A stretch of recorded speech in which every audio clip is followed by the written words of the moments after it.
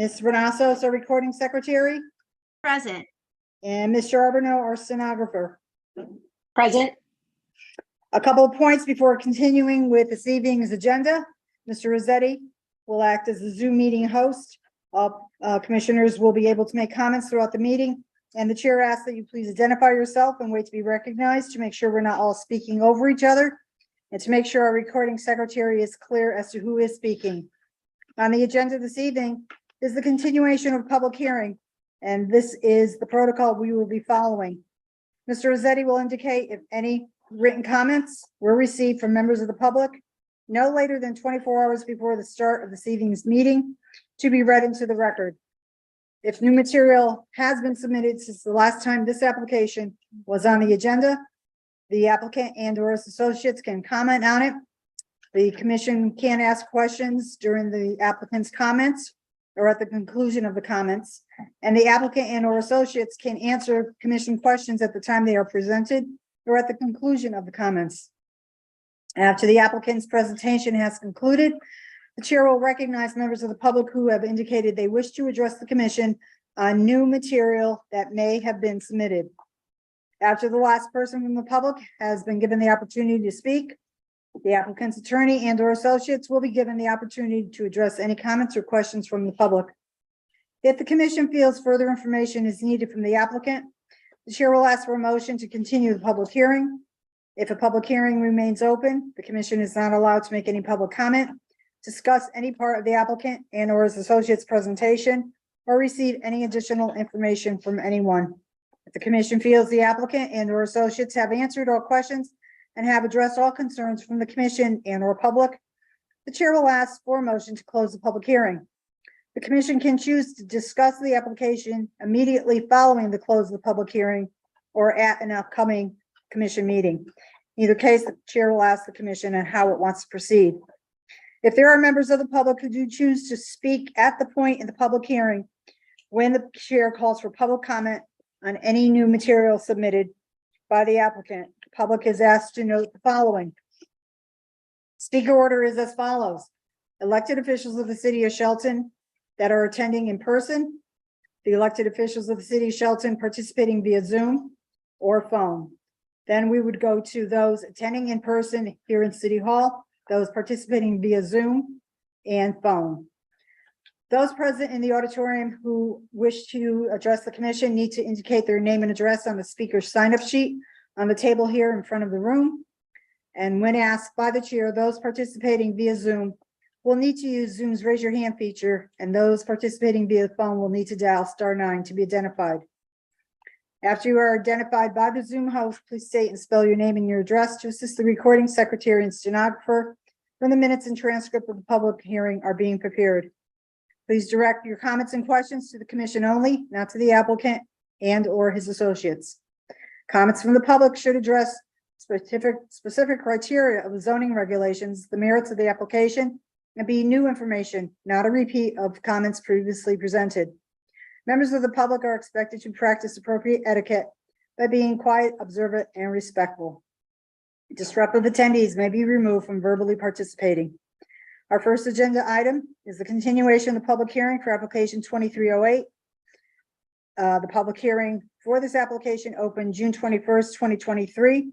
On the city's website is the application for a PDD, the statement of uses and standards, assorted site plans, building elevations, stormwater management plan, letters from an abutting property owner and the Shelton Conservation Commission, a petition from residents of the neighborhood, and a legal opinion from Corporation Counsel.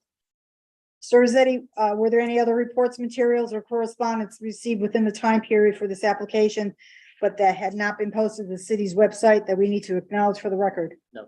No, okay. So I'd like to start off by recognizing Attorney Teodoso to review his legal opinion. Madam Chair, Dana Nofrio is here. Okay, Mr. Commissioner Onofrio, you can just identify yourself as being present. Give me a second.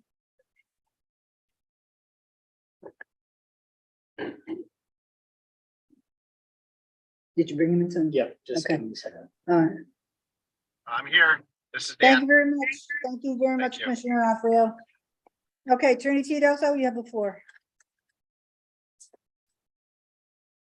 Thank you, Madam Chairman. Can you all hear me?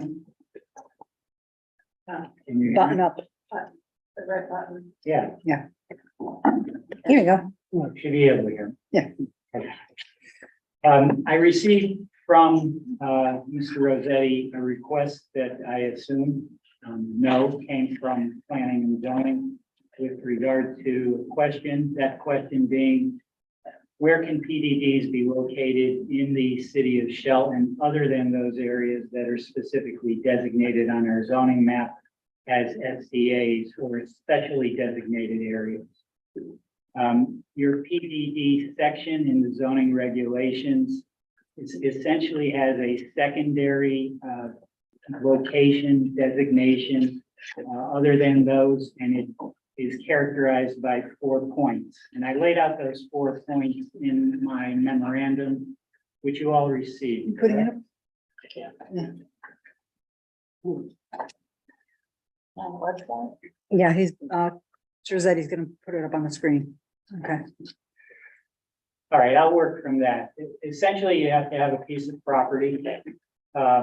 And that's the property that is the property under consideration. So you have to have a project that's submitted to you. And that project, if it is between an adjacent established non-residential area, I say between, but your zoning regulations say abutting or adjacent. It's my interpretation that what it's trying to do is cover all kinds of configuration of property, because as you know, most properties aren't square. Mhm.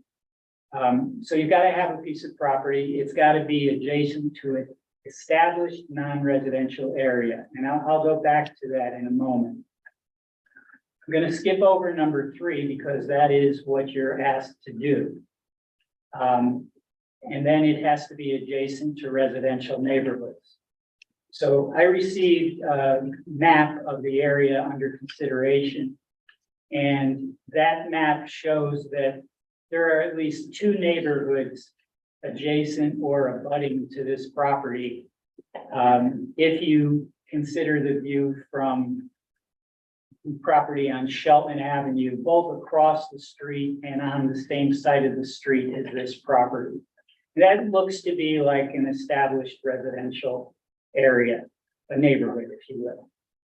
In addition to that, behind this property, you have a condominium development, and that condominium development's name is Aspetuck, I believe it goes by, the Aspetuck Condominium Group. So the property is situated with 2 contiguous residential neighborhoods. All right, here it is up on the screen.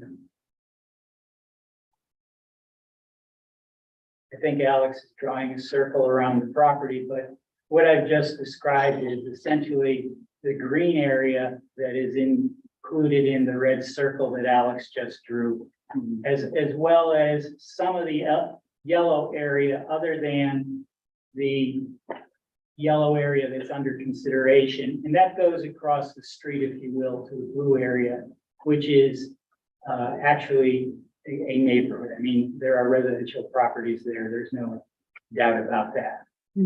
Alex is now coloring in the property under consideration. And the property under consideration is contiguous to a piece of property that is owned by the city of Shelton. It is a deeded property from, I believe, a family named Schultz. You have a copy of it in your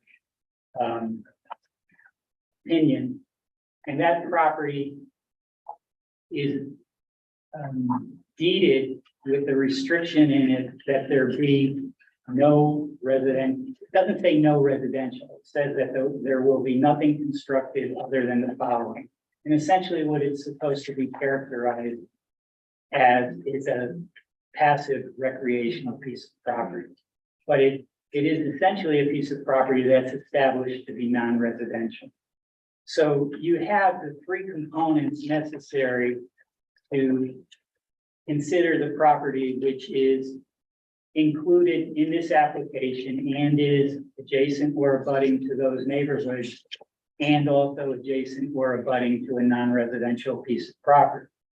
The harder thing for you is to decide if in fact a transition would be appropriate here, and the responsibility or the characterizations for that are for the purpose of accommodating a proposed use and development that provides an effective transition in linear use as a buffer. So essentially what you're doing is looking at the residential properties and considering what can be built between them and the established non-residential area. So the short answer to your question, can you consider the PDD before you, is yes. And how do you consider the PDD before you is the last component of the 4 items. And I've established for you that the 3 items necessary for the consideration do exist there. Okay, does any commissioner have any question for Attorney Tedioso?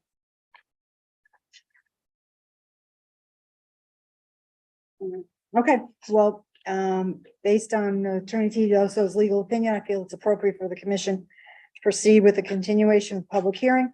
Any comments, questions, or concerns from any of the commissioners? Okay, so is the applicant present? Yes. Please identify yourself for the record, and would you please share with us any comments you have on any of the material that was posted to the city's website since the opening of the public hearing on June 21st? As we set forward, my name is Raymond Rizzio for the record. I'm an attorney with the firm of Russo Rizzio, Texas, Connecticut. Representing the applicant, we agree with Attorney Tedioso's reading of your regulations as we set forth in our presentation. I think we laid out that this would be a transition area. I will call your attention to 2 other similar PDDs on Shelton Road that had served as a similar transition where they were around either city-owned property that was adjacent or they're around surrounding properties that was owned by the city in a residential neighborhood. There's the Pines, which was a PDD number 16, which was a 32-unit condominium. I'll give you your list of PDDs and exactly what they were. Basically, a 32-unit project on 4.3 acres. I will give you the map to show you exactly where they are, and then an overhead view, which shows you similarly the way it was treated as a transition area and approved by this commission back, that was in 1989. There's also another one, the woods at Lake Road, which is right next to that, also on Shelton Road, with very similar characteristics where this commission granted the PDD. So I don't know if the town council needs it, but You got an extra one. yeah, so this is the list of your PDDs. As I said, these were both on Shelton Avenue. I will also give you a map that shows you where we are in relation to that, and then show Attorney you Rizzio, one more. an overhead. Oh, I'm sorry, Chairman. I No. thought I left it there. Splitting it. Thank you. Would not be the wisest thing for me to intentionally leave you out of that. No. But this shows we crosshatch we're looking for a PDD, which is next to a PDD, which is next to a property owned by Shelton, the city of Shelton, which, and then this is, so the PDDs that we're talking about are, as you see up further, let's call it north on Shelton Avenue. You'll see them there. Similar characteristics, similar situation. Thank you. Board found once again, like I think they should find here, that this warrants a PDD. We're surrounded by high density residential. There's a single family homes that also are within the neighborhood. And then this is, as you can see, there's an overhead view. You'll recognize where this all is. This is further up on Shelton Avenue to show you those 2 PDDs, both granted on Shelton Avenue, similar characteristics to. Did you check the record by any chance of these PDDs to determine what the factor was that entitled them to a PDD? Well, they were in an SDA, so they had to find Right. that What- they would have to find that there is What they they're a transition buffer. Otherwise, you couldn't have granted it just like you couldn't Was it grant it here. open space? Was it a high school? Was it? the One was nursing I home? believe one's a school across the street. Another was some open space, city-owned property. But once again, similar to this, it's surrounded by it's by town-owned property or in adjacent to a residential neighborhood. So, Well, the one on Lake Road was because it's next to a nursing home, a there was a nursing home in the back. rehab facility, which, Which is about as quiet a neighborhood as you'll get a city-owned quiet property behind us. But it's rehab. in the end, there's the similar precedent set along Shelton Avenue for these in the transition area. I think your council pointed out the same thing that we tried to point out and exemplified in the deed why that city-owned property is non-residential. Additionally, we have high density zoning, which is the Aspetuck Village, and then also have a single family neighborhood in between. So we believe that the cluster housing of this property be much better than any denser use, gives better buffers, more green space. And for all those reasons, we think serves as an excellent transition area. And so Attorney Rizzo, you're going on the record that you feel that this PDD application meets all the requirements called for in our regulations. So, So you're going on the record that you feel that this application meets all of the requirements for a PDD under our regulations. 100%. Mhm.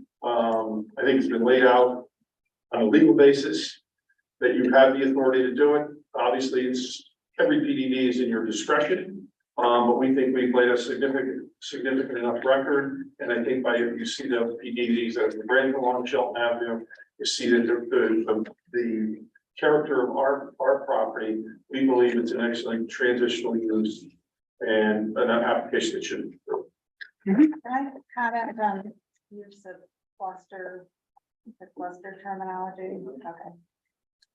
Not specific. We don't have that in our zoning regs, but how a cluster zone is defined is that you take a piece of property and you figure out how many residents could be on it if you use traditional zoning, taking out all of the non-buildable land that's there, the roadways, figuring out the setbacks, the frontage, all of that, and figure out how many houses you could put on that piece of property. Then you group them together and use the rest of it as open space. So if that were the proposal you're coming in with, I'd No, that's be not interested in. Cluster home basically means that you're clustering the property in a more intense way than you would be permitted pursuant to current zoning. I don't believe and if you look at the intent in your regulation section 34.1, it clearly talks about residential development reports such as attached units and or clustered homes. So clustered home basically is there's not just one definition to that. Clustered homes. Well, we don't have a definition of it. Correct. But So you're I not limited- object to you're not your limited using to- that You're terminology. not limited to I've done this Yeah. all over. Basically, what cluster homes allows you to do, and it's got nothing to do with, it's not an equal, you would have gotten 4 units on an acre, and you can still get 4 units on an acre, but you can collapse the setbacks. Cluster homes is a type of development where you basically cluster the homes in a tighter area than you would normally use than would be with the setbacks to create more green space or to create a better development. There's no one for one that I've ever seen unless it's defined specifically in your regulation. In fact, Well, as a I've cluster. already said it's not defined in our regulation, but I think a common definition of it. I can tell you I've done zoning throughout the state for 30 years and I don't think it's not common. All right, And unless it's so- defined as such. Okay. And your regulations So do, the way you're defining it is putting as many houses as you can on a piece of property. That's not Calling that a what cluster I'm zone. I I'm just- defining it that you have the don't see ability that. to cluster home. Basically, you can collapse, in effect, collapse lot lines, you can collapse, and you'll be able to cluster the homes. That's exactly what it means. Certain towns have a calculation of what would qualify as a cluster home. Shelton doesn't, but they do talk about in 34.1 that we would like that cluster homes are available in PDDs, specifically in section 34.1. And we can go round and round. Well, I don't. I've done it in numerous towns, and I can tell you, the term cluster home is used in many different manners. And I've never seen it specifically defined as you got 4 units You can put 4 units, the same 4 units however you want. In certain areas of trouble, they allow you to get when you decide to cluster, you can get double the density. So depending on if it goes with an age restriction or it goes with some other kind of accommodation. So there's no, unless you define it, you can define something however you like. You can define cluster homes as less than you would normally get in a subdivision, but you have the ability to put them closer together. Or you can allow more, or you can allow the same. But the clustering of homes itself, without a definition, just means that you basically have the right to kind of draw your own lot lines and allow the properties to be closer together. Attorney Sidosa, do you have any reflection on this you could share?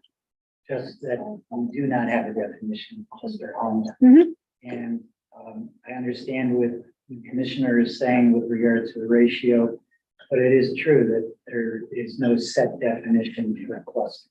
Mhm. It's a concept. Okay.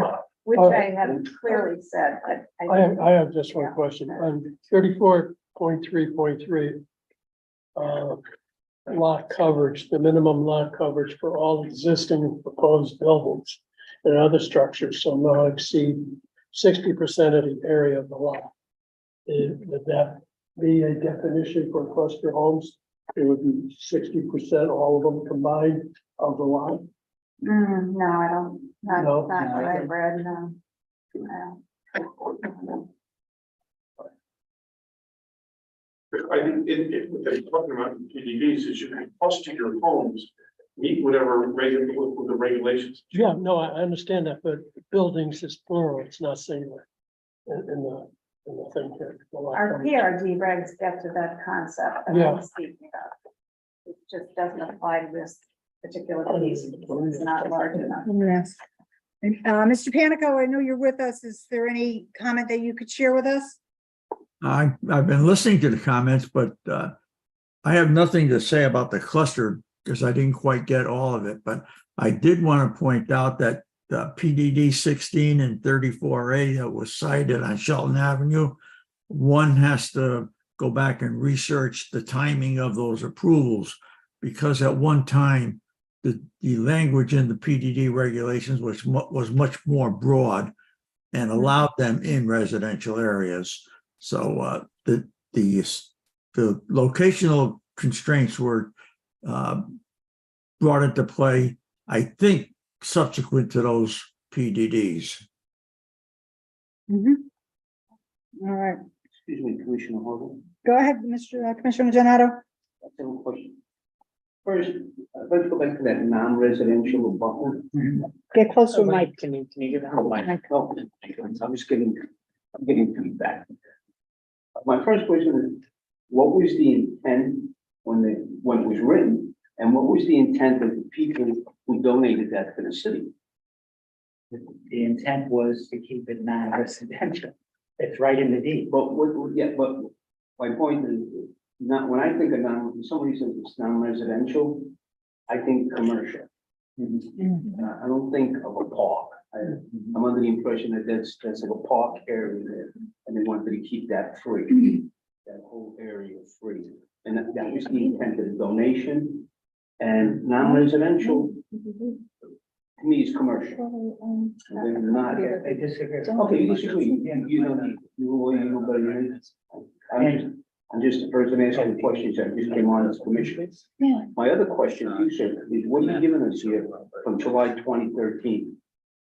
What is this telling you? No, I'm just giving, that's a list of your PDDs and I'm just showing that your That's 10 years PDDs. old. Yeah, That was the list that existed at the time. At the time, Yeah, 10 years ago, So- regulation. I'm not saying that that's a list, it's a running list. list, yeah. I gave you the ones that were on Shelton Avenue, those were the 2 pages that we copied, and I didn't copy the ones that were before that either. Yeah, there were 15 before when PDD started, and there definitely are more than 49 since. Yeah. This is just Well, that yeah, portion. I just, those were the 2 that were on Shelton Avenue, that's all. Okay. And with regard to residential, the non-resident, the commission, I would assume would have put commercial if they intended to be commercial. Just for example, if you would It's not. just a thought that comes into I my understand head that. when you say non-residential. Right, well, that's, they certainly could have put commercial, and then you would have said that transition, but you would also then, non-residential is schools, it's ball fields, it's golf courses, it's a number of uses that aren't commercial, but are also not residential. All of the PDDs that council has shown you are in the back of our zoning regulations list. Mhm. So, yeah. Okay, So the PRD is where the open space, it's not a PDD, it's PRD. Correct, that you first referenced about the open space? That doesn't matter with regard to your definition of determining whether a PDD is appropriate. It's what the property is not subject, the property's used, this property is used as a non-residential property. I'm sorry, And it is deed restricted to be non-residential property forever. So therefore, it's a non-residential property. but it's a PRD, it's within the PRD, correct? It's, It's within the PRD, not PDD. I thought when you first started speaking, you referenced it as being a PDD. no, what I said was it was a non-residential property. That we're surrounded by. Well, you've got- PRD is You've got planned a high, residential. you have Aspetuck Village, which I believe is a PRD, PRD, Right. correct, but it's a higher density residential zoning. it's a planned residential That's district, all, and then you have some single families around it, right? and then you have non-residential property, which is owned by the city of Shelton. Whether it's in a PRD, a PDD, you can have commercial property in a PDD, you know, or, you know, but. Right, well, that was the intent of Correct, PDD. but with regard to the deed, if you look at that deed, which was submitted by town council, you cannot put residential, you cannot put a residential use there. You cannot build a home there. You cannot put a single family there, you can put a multi-family there. Right, it's restricted, it's restricted open Yeah. space. Be no different than a park, no different than a ball field. If you're adjacent to a ball field or a golf course, you have, which is a passive recreational area, you have the ability, it would allow you to qualify under a PDD. any other questions from the commission? I forget, how big is that? How big is that, piece of land there, that, The counties, yeah, 22 acres. Mhm. Madam Yes. Chairman, I have just a map from GIS which identifies the piece that the city owns better than Mhm. maps that are up there. If the commission wants to take a look at it. Sure, I've labeled the city of Shelton in the residential. okay, thank It's you. up on the screen now.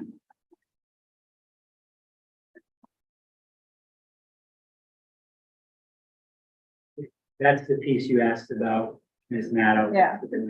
the yellow. Yeah. And then the Piece in Yeah, I question is the other the one, one right? that's abutting the road. the entire parcel, But it's- non-residential. It's in the PRD zone. So it's bordering that on a little piece, a little tiny couple of feet there on the bottom, like 50 feet there, maybe 100 feet.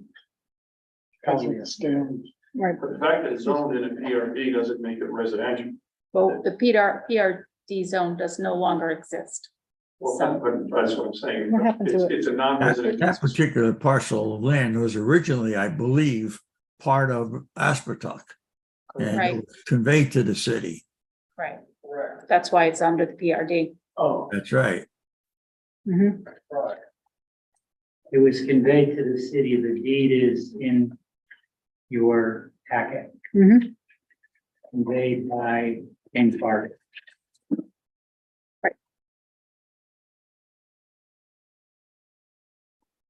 Okay, Mr. Panico, do you have Yes. any comments that you want to share with us? If not, as I'll be moving on.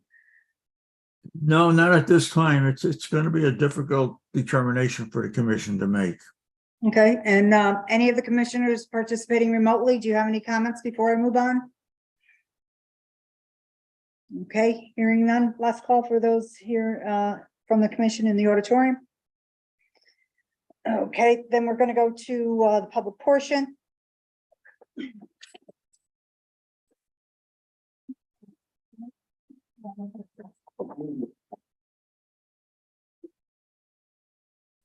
And just a reminder, anyone that is going to address the commission, your comments are limited to just the new material that was presented and put online on the city's website. Thank you. All right, first person is Linda Borges. Borgia? You don't want to do? Okay. Said it's not new. New, all right, and then next is Michael Leventhal.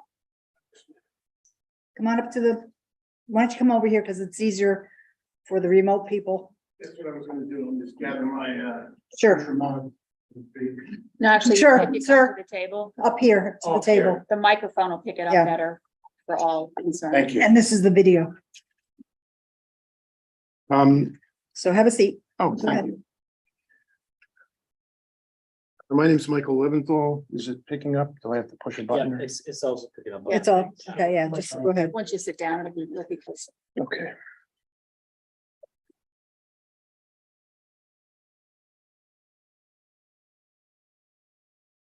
And just identify your address for the record, please. My office address is 30 Huntington Street in Mhm. Shelton. I'm representing Lori Ring, who's the owner of 394 Shelton Avenue, Mhm. which property is to the immediate south of the subject, abutting it to its immediate south. Mhm. I wanted to comment on a couple of the things that Attorney Teodosio said.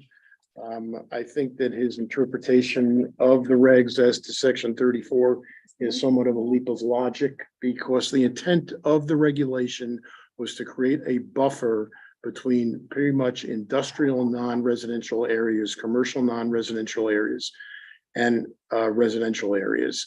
The fact that he's now come up with this swath of land that now abuts and really abuts the subject at most at 100 feet, it primarily abuts the two properties to the immediate north of the subject. And he's now telling us that there's a provision in deed. Was the deed submitted as part of the record? It's in the opinion. Okay. If it was designated that it couldn't be used for residential, it's open space. Open space means that I would assume that nothing can be developed on there. So the intent probably was so that the land remain open. And what the applicant is trying to say is that because that fortuitously happens to be open space, they have a right to create a PDD as a transition between that open space and their property, and I beg to differ with that. Secondarily, attorney, is it Rizzio?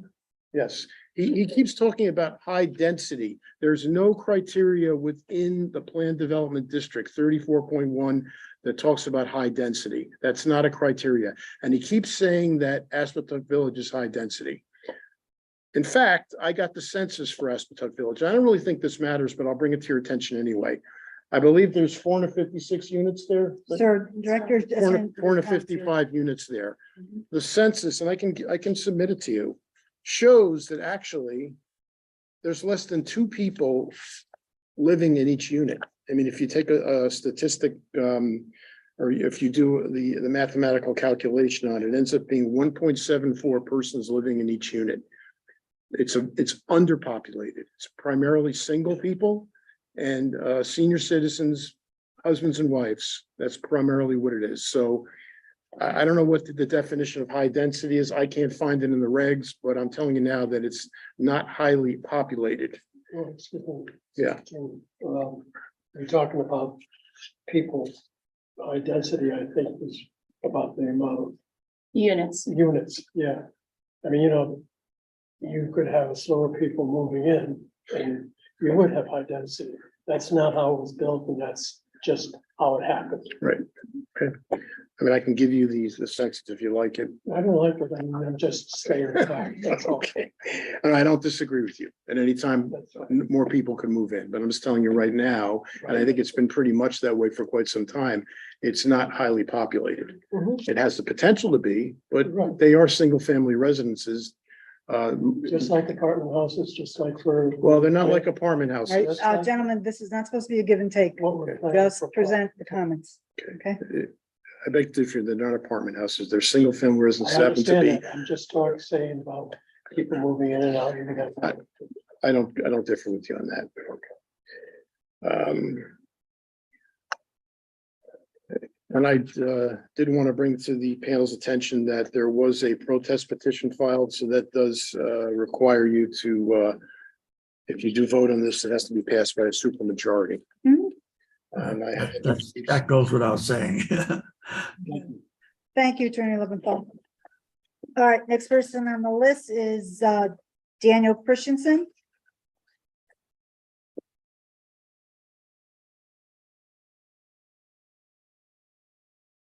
Come on up here, sir, because we have the video. Sir, no, we have a video here that you need to be able to be seen on. Start over there. Hi, I'm Dan Christensen, live at 394 Shelton Avenue. I do have a couple questions. I noticed that Attorney Rizzio handed some items to the board tonight. My question is that new? Yeah. All right, so New information. it's that new doesn't fall information. within the 24-hour before.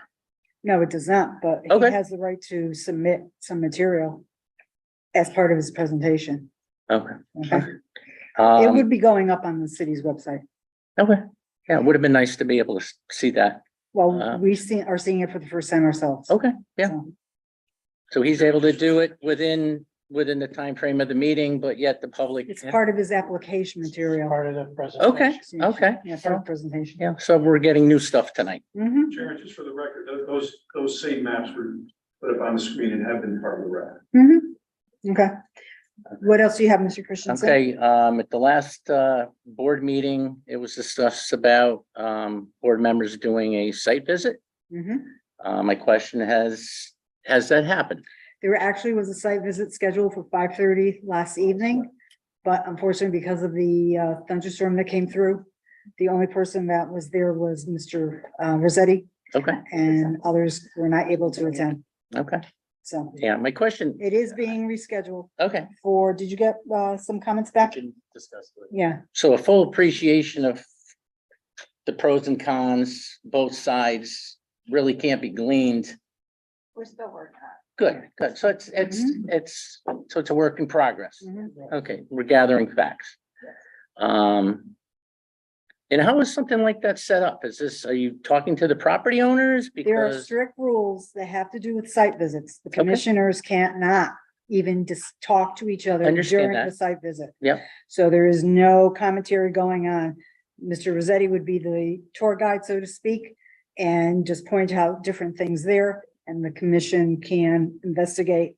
okay. Do you need permission from property owners to come onto the property? or- That is something that staff would take care of ahead of time. Okay, They can't deny it, okay, all right. a property that is the. Well, that, we'd only need permission if we're going off of that property. If as long as the property owner of this application Mhm. allows us to go on the property, They like, have we to. would not have to access anybody else's property. Okay. Is if that, I don't know if that's what. Yeah, no, I just Mhm. was curious how something like this was, the property owner in question, has a lot to gain from approval of this. And, again, I was just curious what the process was. Mhm. And I guess that would, other than, we were talking about sightlines, there was a nice graphic that was put up that shows a sight line of roughly, 400 something feet. In the last meeting that was put up, and You're only supposed to be discussing new material posted Well, on I'm- the city's website. well, my question to you is, has a traffic study been done on this? Because there's a traffic study from Meadow down to, I guess, the library that showed a number of accidents, and I would imagine from Meadow to Mailer. There is no traffic study has been uploaded to the city's website. Okay, it is available. I had a lot of trouble I'm not Um, aware of anything that's been submitted. accessing, it's through the state. It's through the state, but I would think that would be something that would be important in the decision that, We'll you know take what that the into accidents are. consideration. okay. All right, thank you very much for your time. Also, the material will be posted online, but you can go onto YouTube and there's actually a recording of these meetings. where Oh, you yeah, can no. See what's put Yep. up. Mhm. Very good, thank you. Thanks, Mr. Christensen. Next, Tom Harbinson.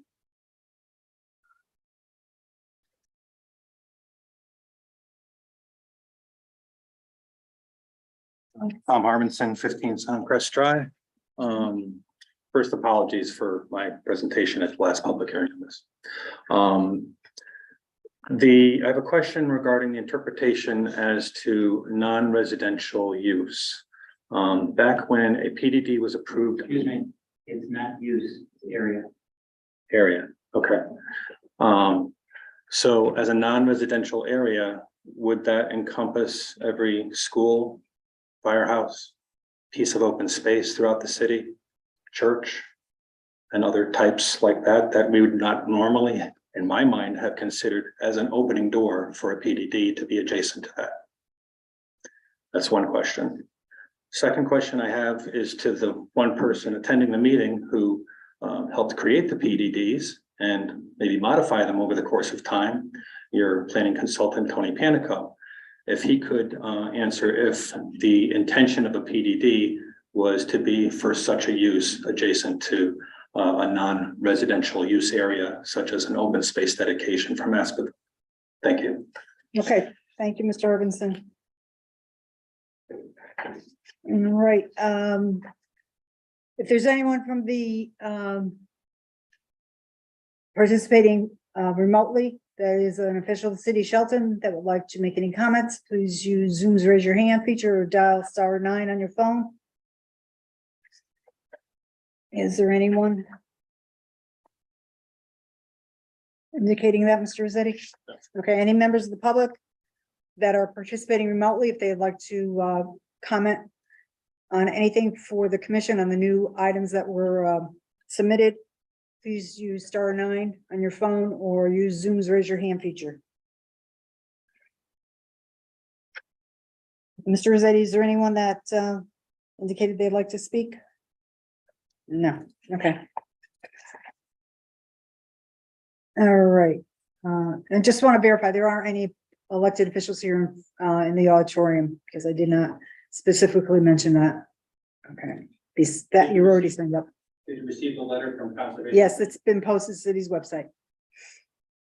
All right, so any further questions from the commission for the applicant? Any of the commission members participating remotely have any further questions for the applicant? Okay, Mr. Panico, do you have any final comments or questions? Not at this time, no. Okay, thank you. So does the commission wish to continue or close the public hearing? Well, would we consider the information that was submitted tonight as new material? We Yeah. can't close the hearing. Mhm. We have to continue. And plus, wouldn't our site visit Mhm. be open? Absolutely. Yeah. Absolutely. So can I have a motion to continue the public hearing? I'll make that motion. So there's a motion to continue the public hearing from Commissioner Kelly. Is there a second? I'll second it, Commissioner Laskos. Okay. Second from Commissioner Laskos. Any discussion? All right, so on the motion to continue the public hearing made by Commissioner Kelly, seconded by Commissioner Laskos, we'll do a roll call. Commissioner Parkins, Aye. Commissioner Kelly, Aye. Commissioner Tiki. Aye. Commissioner Motto, Aye. Commissioner Laskos, Aye. and chair votes aye. Motion to continue has been approved by a vote of 6-0. Okay, the continuation of the public hearing will be on the agenda of upcoming meeting. And at that time, if there is any new material submitted by the applicant, the public again will be able to present comments on that new material. So we're going to move on now to old business. I need to interrupt this question. I assume the hearing is going to be open for the particular purpose of the commission doing their Sidewalk. walk, but not for other material to be submitted. I mean, or unless we Not submit the unless you material. feel that there's material that you should be submitting. No, So. we're comfortable with Okay, it. Thank you. thank you. All right, as I started to say, we're going to move on to old business application 2213. Dominic Thomas at 0 and 435 River Road. Assessors map 66, lots 3 and 4 on 8.25 acres in R3 and CA2 zoning for a PDD and initial development plan approval for 152 apartments with on-site parking.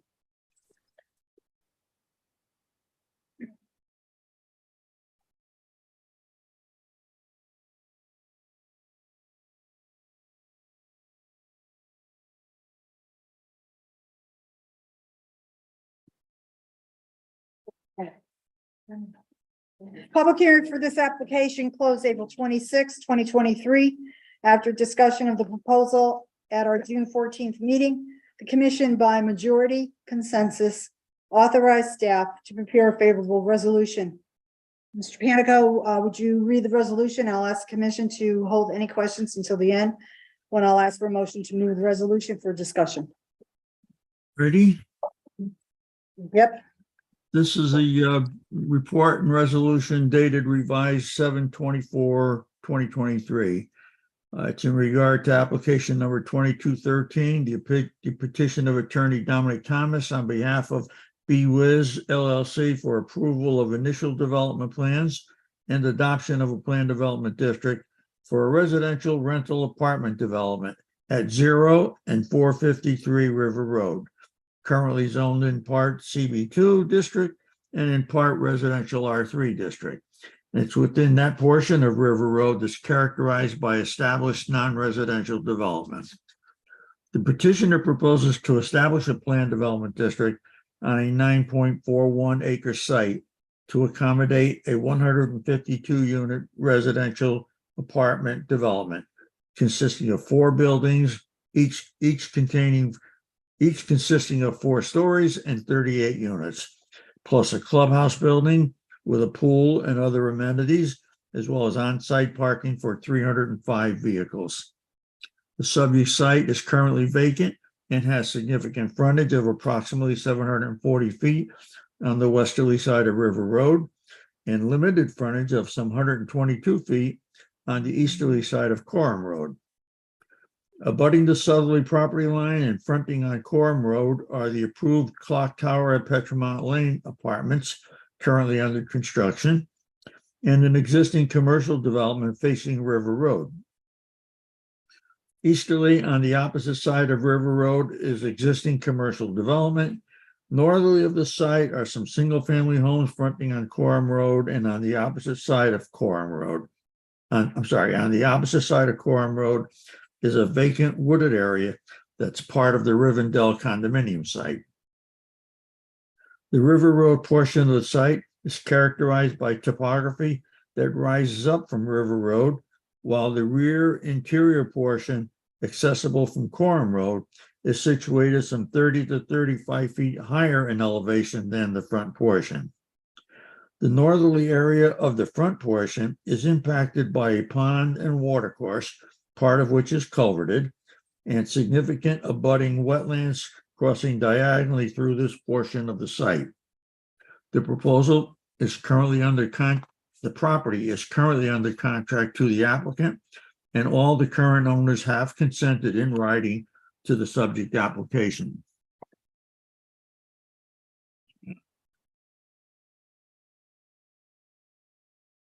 I'm sorry. The unit mix of the 152 proposed rental units consists of 64 one-bedroom units and 88 two-bedroom units. A significant area of the site adjacent to River Road is proposed to be preserved as vacant land to accommodate the existing pond and wetlands being preserved, mitigated, and enhanced. The proposal is intended to be an upscale development with significant amenities, including a sizable clubhouse with a pool and related outdoor active and passive features, as well as access to the preserved vacant portion of the site for walkways and trails for passive enjoyment. In view of the shape and the topography of the site, 2 buildings are proposed to be located in the upper interior portion of the site, and the other 2 buildings and the clubhouse are located in the lower portion in proximity to River Road, with the clubhouse/amenity features in proximity to the proposed open space area. After commission and staff comments and concerns noted during the extended public hearing process, several modifications in site layout were explored in an attempt to address all concerns raised. On the final revised set of site plans, the upper and lower portions of the site were interconnected with an interior drive, with the primary access drive from River Road opposite Jordan Avenue, and a second drive connection to Coram Road at the southwesterly corner of the site. As a result of site topography, considerable site grading, excavation, and rock removal will be necessary, especially to accommodate the significant elevation difference between the River Road area and the interior portion of the site. No test pits or other soils information has been provided to determine the extent of rock removal anticipated. The necessity to impact the delineated inland wetlands on the site resulted in an application to the Shelton Inland Wetlands Commission with the goal of preserving the pond and protecting the related delineated wetlands by providing 3 wetland mitigation areas as well as a culvert for a portion of the stream. The wetlands application was considered and approved with conditions by the IWC. The result will be the restoration and preservation of a significant area in the northwesterly portion of the site as open space for passive recreational use and enjoyment. Initial development plans accompanied by a statement of uses and standards were submitted for the proposal and subsequently modified during the public hearing sessions in response to commission concerns. Said initial plans are entitled Proposed Residential Development, 453 River Road, Shelton 110, Route 110, Shelton, Connecticut, prepared for BWiz LLC, prepared by VHB Engineers, dated July 12, 2022, and include site plans and architectural drawings of the building and site. Also submitted was a traffic impact and access study prepared by VHB Engineers, dated May 26, 2022, as well as 5 cross-section drawings dated March the 8th of 2023 through critical portions of the latest revised site plans. The commission convened a duly noticed public hearing on August the 17th, 2022, which hearing was continued on October the 26th, 2022, and on March 15, 2023, and completed on April 26, 2023. During said hearings, the commission noted several observations and inquiries and raised concerns relative to site topography, access, on-site circulation, proposed density, unit mix, affordable housing set aside, required parking, wetlands and open space components, rubbish disposal, parking provisions, and the overall intensity of the proposal in general. 10 members of the public offered comments, 7 of whom expressed opposition, focused primarily on parking adequacy, traffic concerns, site access, and a preference for commercial development. At the hearings of March 15, 2023 and April 26, 2023, said final revised plans dated March the 10th of 2023 were presented and reviewed with the commission in an attempt to address outstanding commission comments. Questions and concerns were addressed by the applicant and his representatives, who noted that any additional concerns of the commission, the city engineer, and others, including stormwater drainage design and blasting issues, will be addressed more fully to the satisfaction of the commission, the city engineer, and all other responsible boards and commissions during the preparation of final detailed development plans. The applicant noted that approval of the Inland Wetland Commission and the fire marshal have been obtained and reported that sanitary sewer service is available in River Road, but that no formal approval from the WPCA had been received as yet. The traffic assessment of the proposal, based on the 152 unit proposal with 305 on-site parking spaces, was prepared by VHB Engineers and dated May the 26th, 2022, and submitted. Said traffic analysis also takes into account the traffic impacts from the approved developments in the vicinity of the site, including Petromont Lane Apartments, Daybreak Ridge Condominiums, 7 Ivy Brook Road Townhouse proposal, and industrial development on Waterview Drive. The report concluded that the proposal will be adequately serviced by the existing roadway network. In view of the size and scope of the proposal and its connection to River Road, a state highway, state traffic approvals will also be required.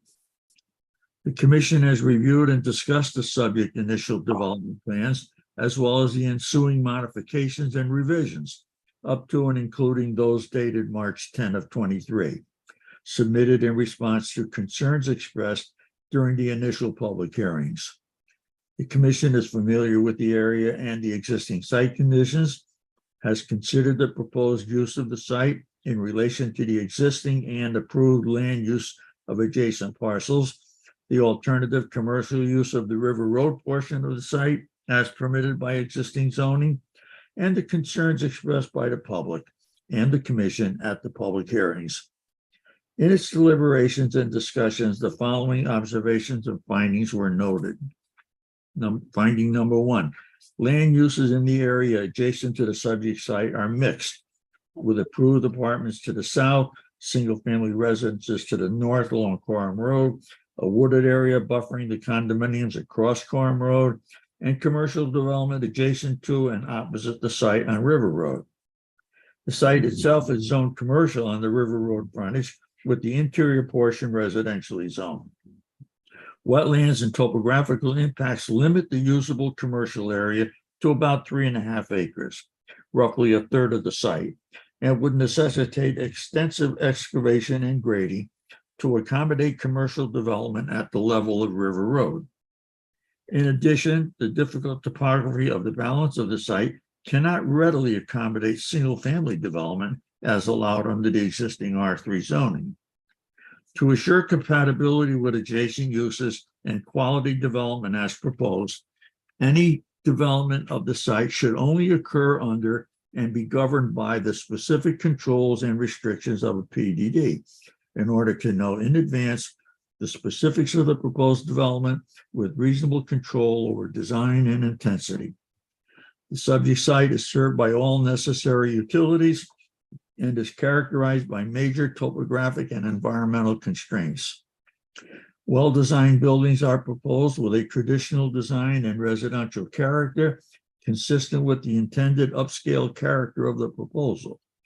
A well-planned clubhouse and amenity package is also proposed. Number two, the 9.41 acre site is irregular in shape and is an assemblage of 4 properties. The 2 owned by now or formerly Glover, Bryant, and Walsh, totaling 8.233 acres, while 2 rear portions of deep lots that front on Coram Road, totaling slightly more than 1 additional acre. The main property frontage is approximately 740 feet on River Road, and the property enjoys about 122 feet on Coram Road, with a depth of about 650 feet along the southerly edge. The property rises from an elevation of about 80 to 90 feet on River Road to a high point of about elevation 130 to 35, and then back down to about elevation 100 on the Coram Road frontage. Initial plan proposals divided the development with 2 buildings on the upper level served only by Coram Road and 2 buildings plus the clubhouse and amenities on the lower level served by River Road. After considerable commission and staff input, the layout was revised to provide an internal drive interconnecting all buildings with access to both River Road and Coram Road. Proposed inland wetland impacts and mitigation proposals were reviewed in detail by the Inland Wetland Commission, and conditional approval was granted. Utility services are available in both Coram Road and River Road, and all on-site utilities will be located underground. Site-generated stormwater runoff will be collected, conveyed to an underground detention chambers, and cleansed prior to discharge. A final stormwater management plan, as required by the city, will be provided for review and approval by the city engineer. All outstanding concerns of the city engineer will also be addressed during the preparation of final detailed development plans. As noted, the proposal falls within the definition of a major traffic generator. And will require state OSTA approvals as well as District 3 CONDOT approvals. Final approval of the Shelton Water Pollution Control Agency, WPCA, will also be required for the discharge to the city sanitary sewer system.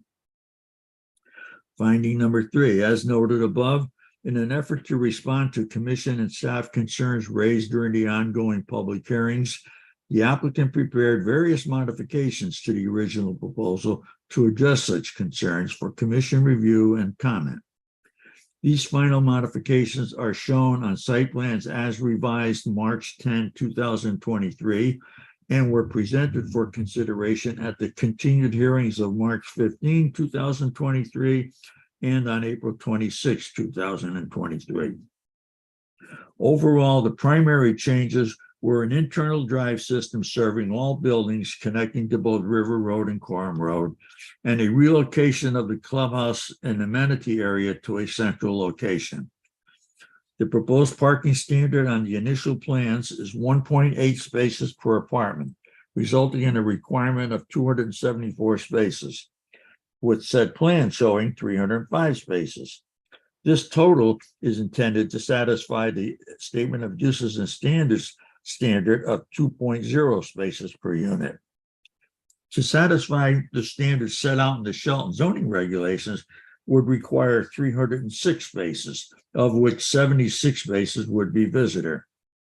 This visitor space requirement is rather generous, likely well in excess of what may be realistically needed. Accordingly, it will be reasonable to defer as many as 10% of the required spaces as set forth in the statement of uses and standards until there is a demonstrated need for them.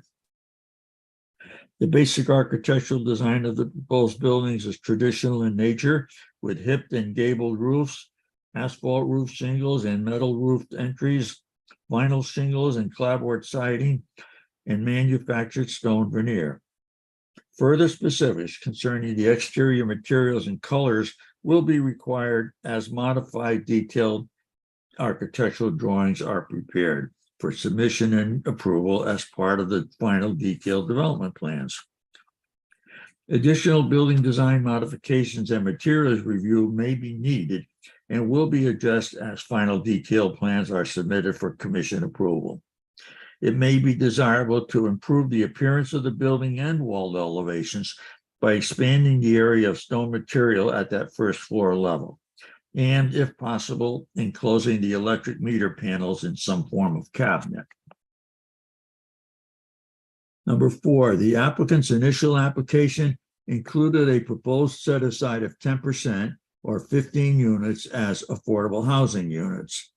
In its deliberations, the commission noted that Shelton's recently approved affordable housing plan recommends that for a development of this size, about 18% or 27 units be designated as affordable units.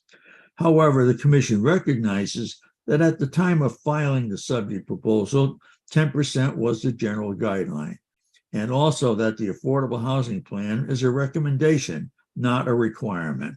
Accordingly, after further discussion, the commission determined that they would require 20 affordable units. 5, the commission noted that several items on the site plan will require further consideration during the preparation of final detailed development plans. 2 locations for rubbish disposal / dumpsters may not be sufficiently convenient for serving 4 38-unit buildings, and additional locations may be needed. To assure limited visibility to residents and visitors to the site, a solid masonry gated enclosure will be provided using materials consistent with the principal building materials. The detailed design of the enclosure as shown must provide a convenient gate for tenant access as well as address enclosure materials. For convenience, a sidewalk connection to the access gate should also be provided. All on-site curbing shall be poured in place or extruded Portland cement concrete or better. Designated electric vehicle charging stations shall be shown on the site plan.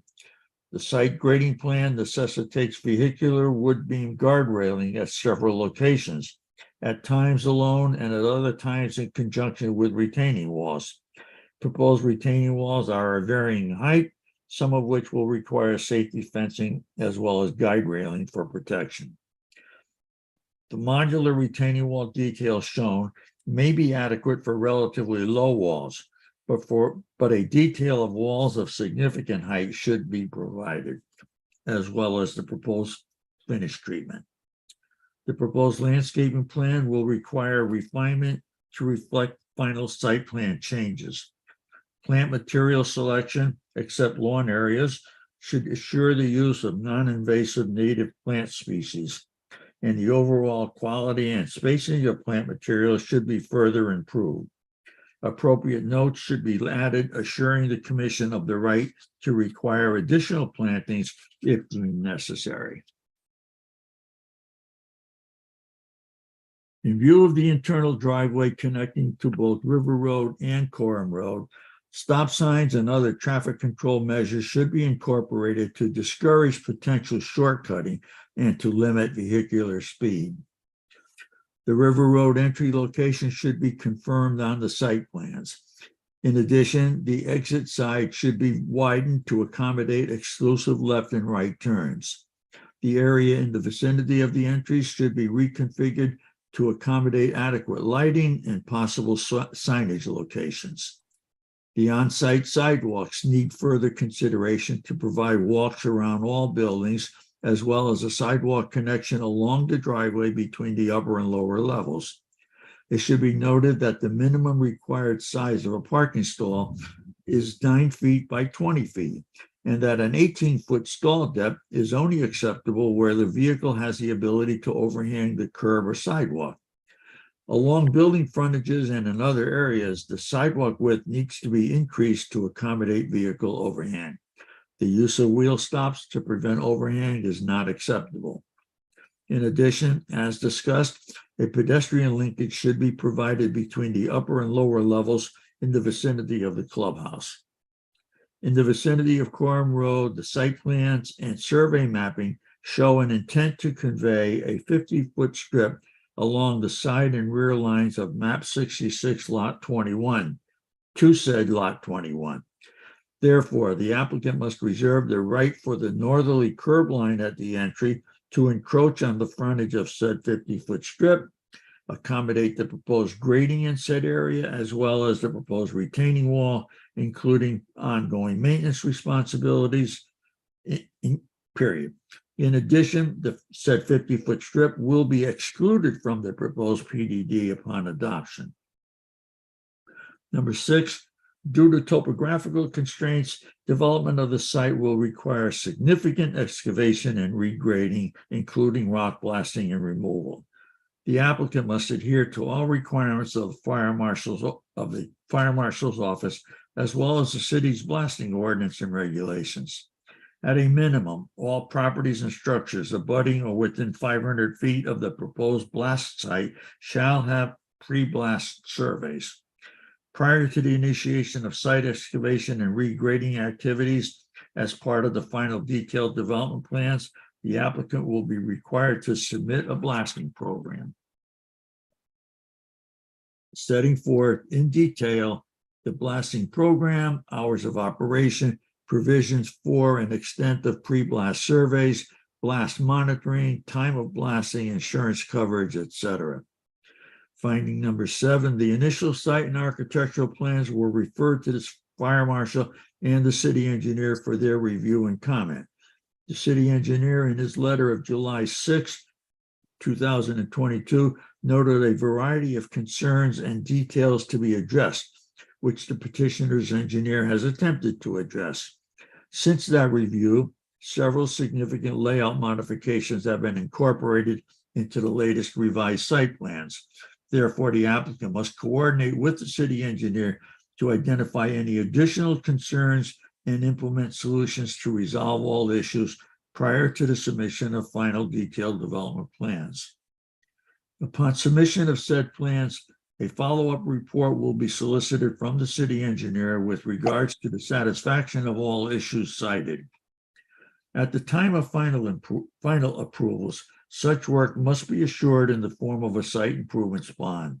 The fire marshal, in his letter of 3/14/23, approved plans submitted, subject to submission and approval of complete building plans, as well as fire lane markings, dimensions, and hydrant installations. All final concerns of staff and municipal departments must be addressed prior to the approval of said final plans. And finding number 8, the statement of uses and standards needs additional minor revisions and modification to clarify certain language, confirming the maximum density, the minimum number of affordable units required to be set aside, clarification of parking standards, and as needed to correlate with the final action of the commission. After further discussion of the application and the proposed initial development plans, the commission is prepared to render its decision, and by a majority consensus, authorize staff to prepare a favorable resolution for their consideration and action. On the basis of the findings and concerns noted above, the following resolution is offered.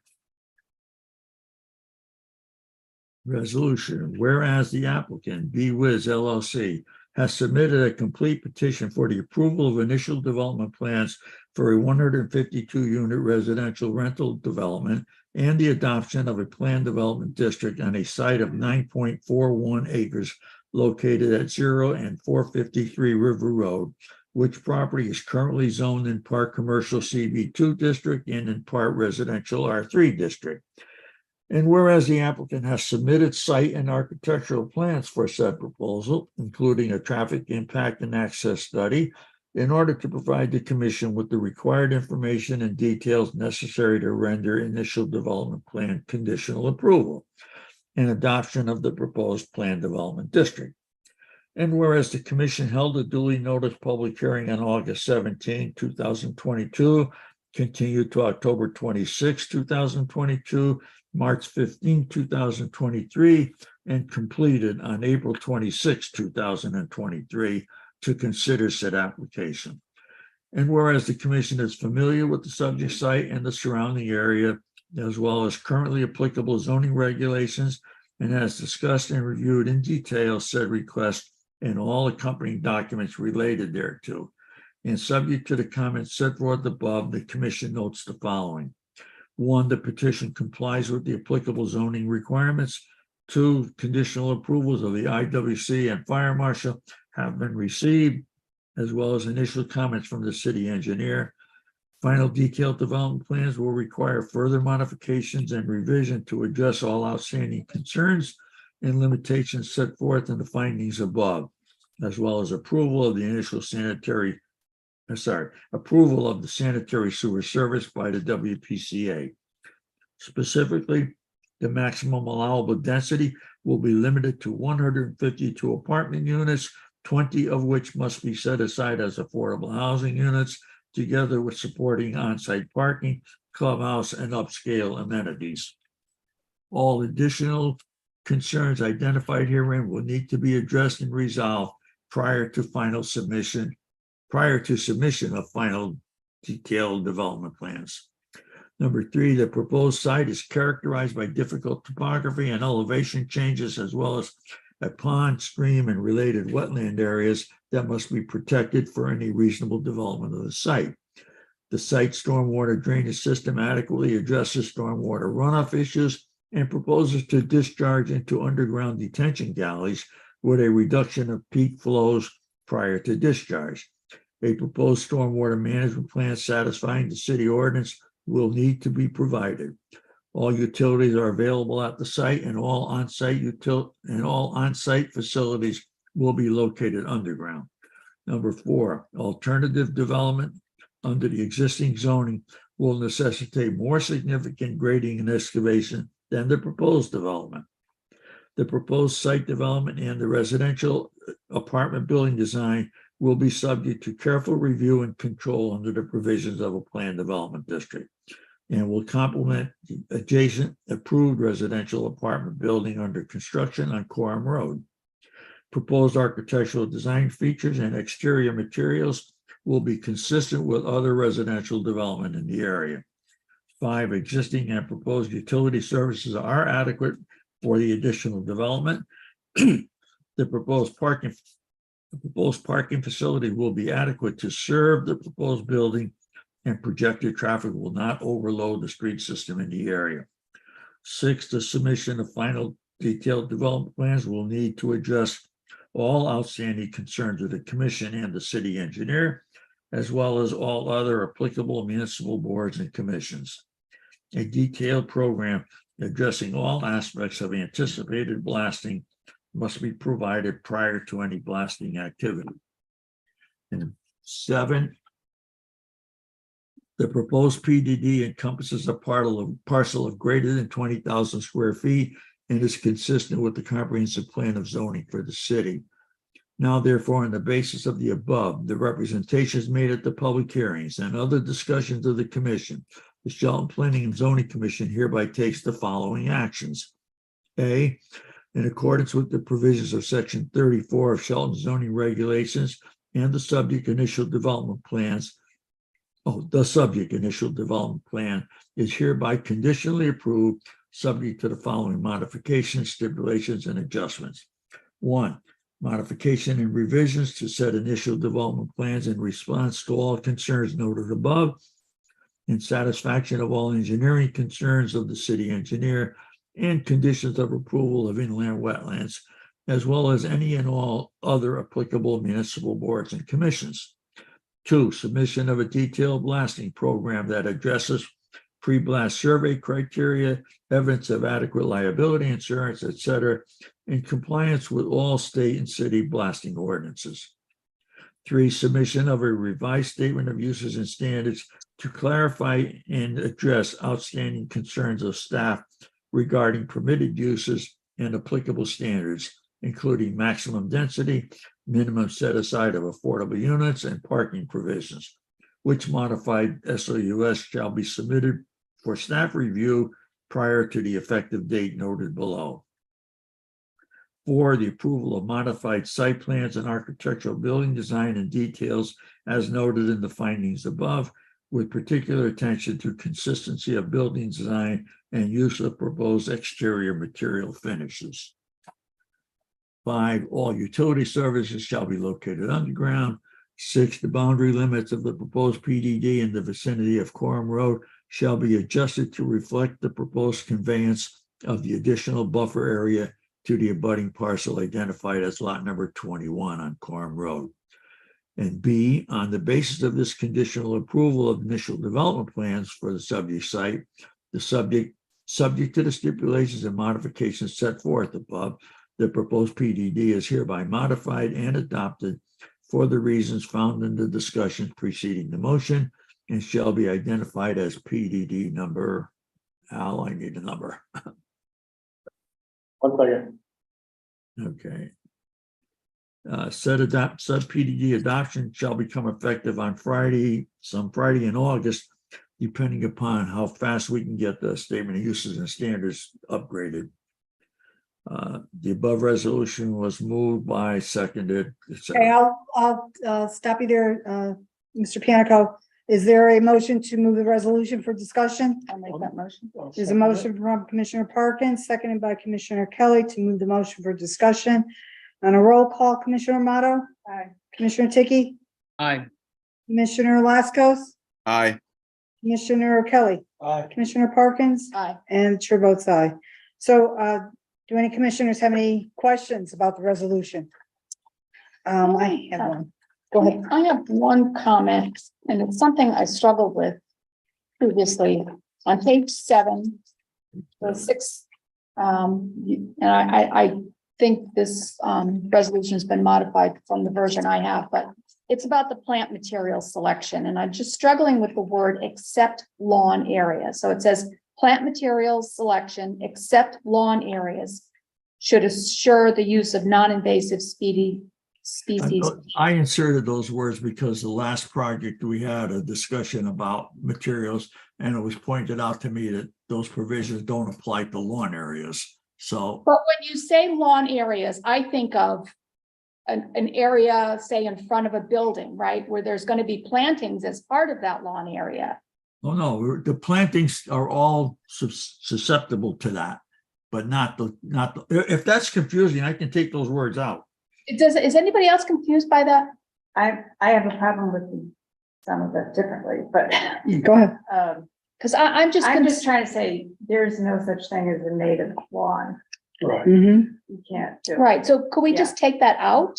Would it make sense Well, to just except say lawn areas? That- except lawn areas? Okay. How about if we just strike out those 3 words, except lawn areas? Oh, it's grass and plant.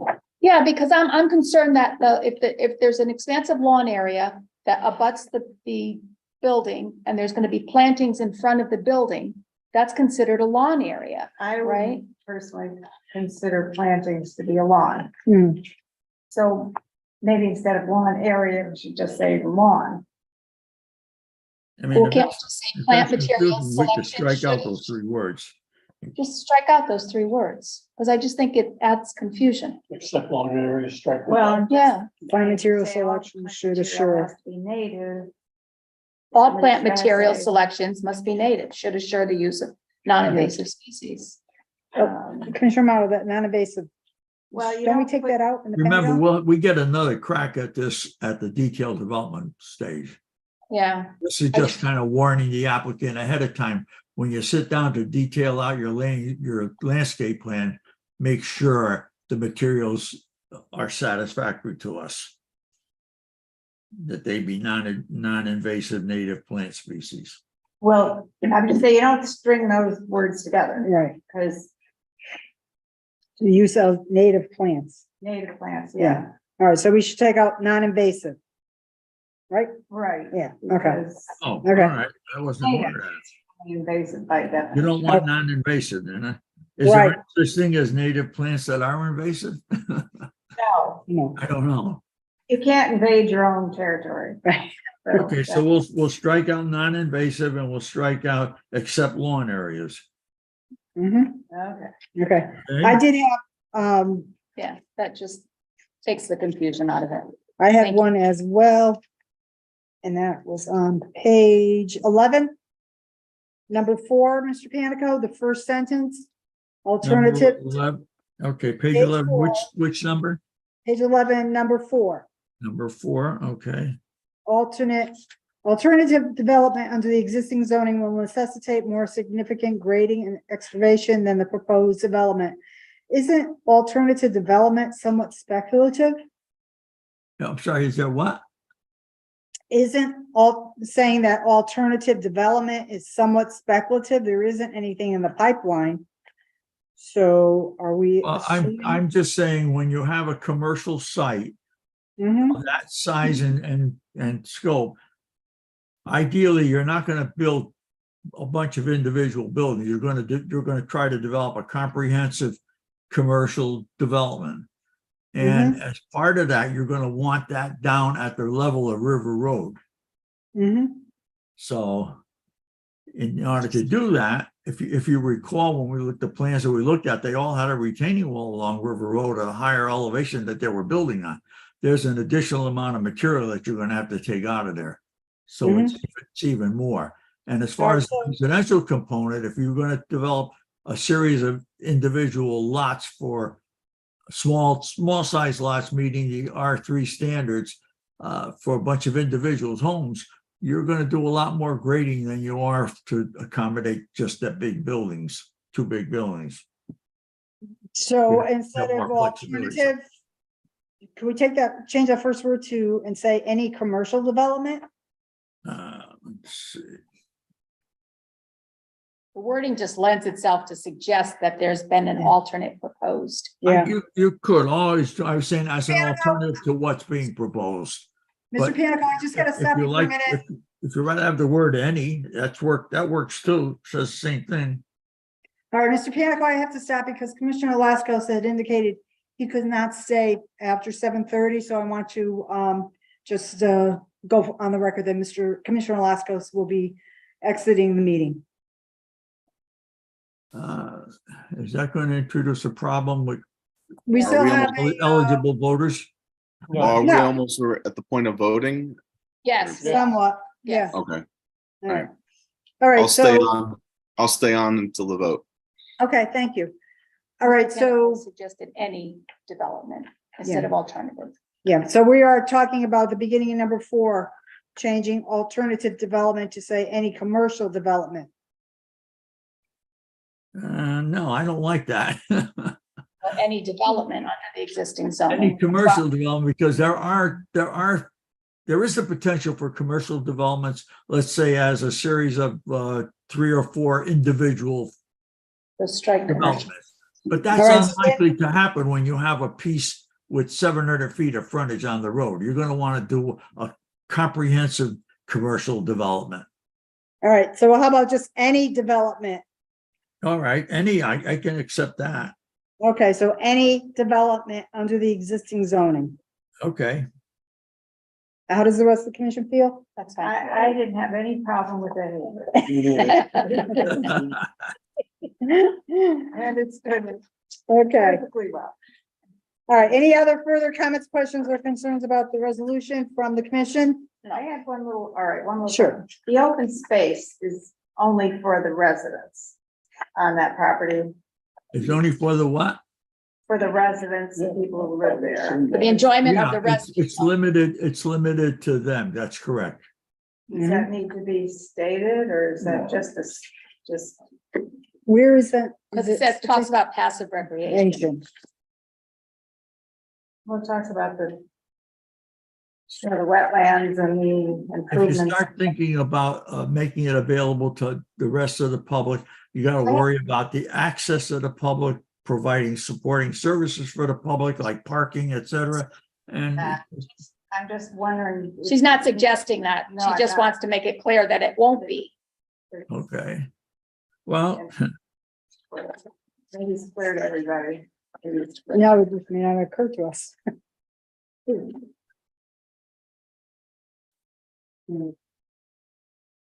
So I'm trying to find where it it is. is, yeah. Oh, I'm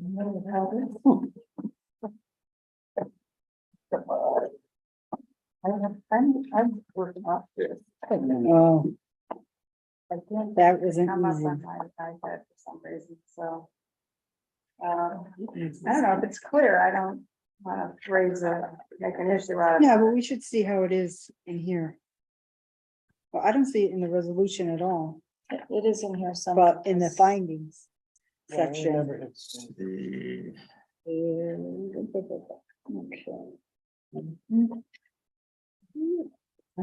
Exit sign, road, view stumps. If it was,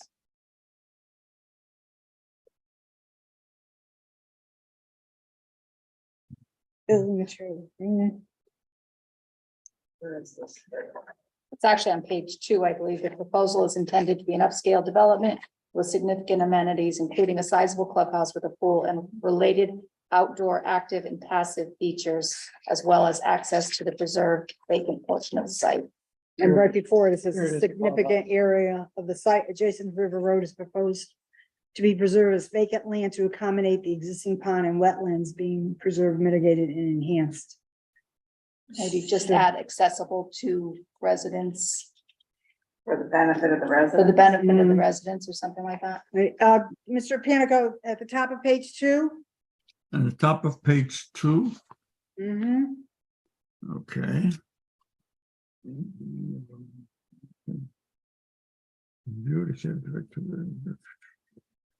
Okay, first sentence starts the unit mix, the next one starts a significant area.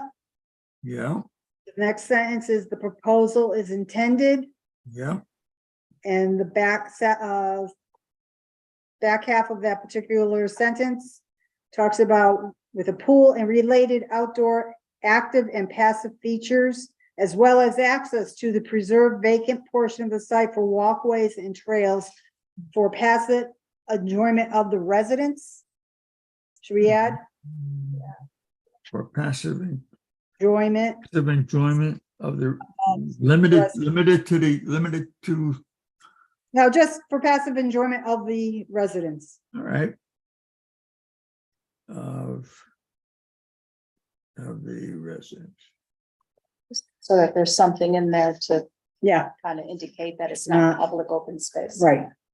Okay, All right, anything else from any of the other commissioners? This is Commissioner Ticky. Go ahead.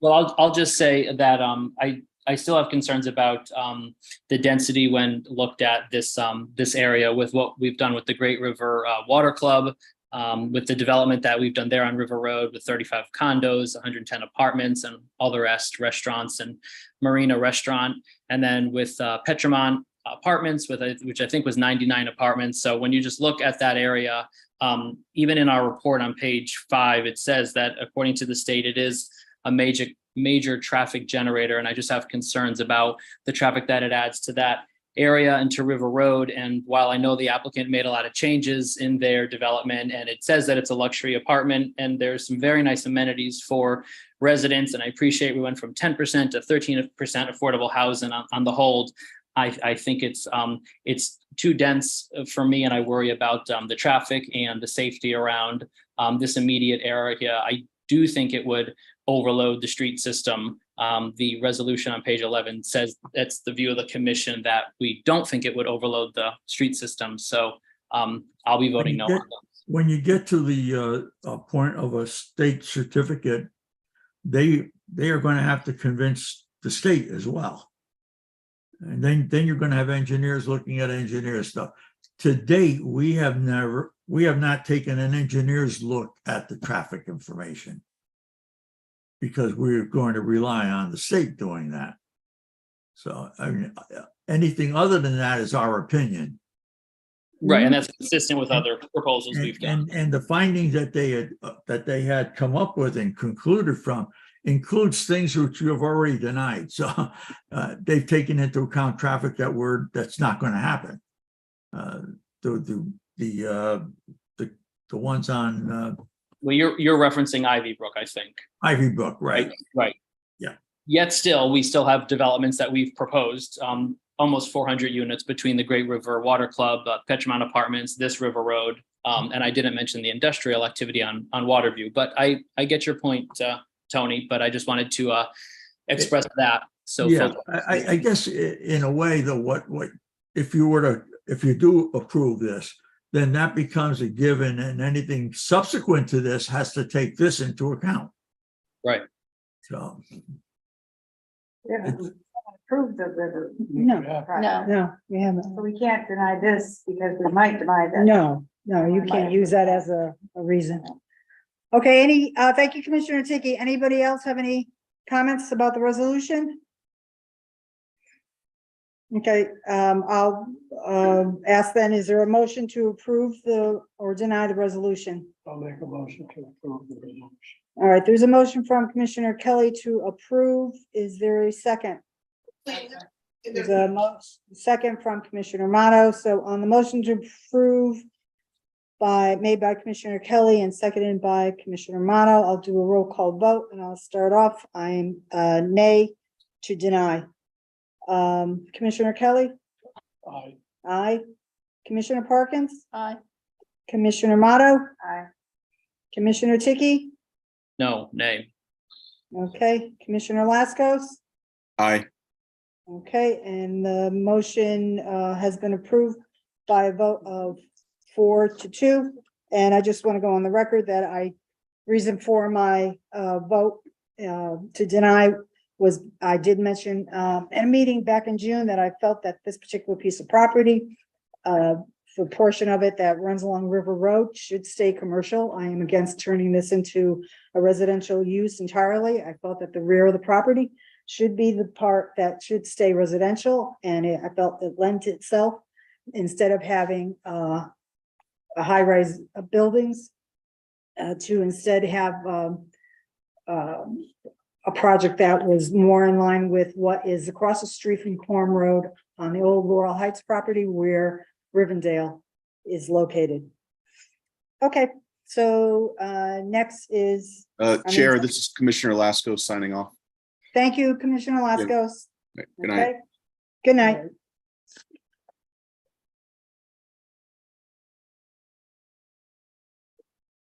Okay, next on the agenda is application 2312 Aye. Goddard School. Dominic Thomas. for Fountain Square LLC at 745, 795 Bridgeport Avenue, Assessors Map 21, Lot 18, PDD number 91 for final site development plans for the Goddard School. This application was accepted for review on July 12th, 2023. Posted on the city's website is a letter from the applicant's attorney to formally apply for final site plan approval, site plans, detailed development plans, architectural drawings, and a color elevation of the front of the building. Is the applicant present? Yes, give me one second.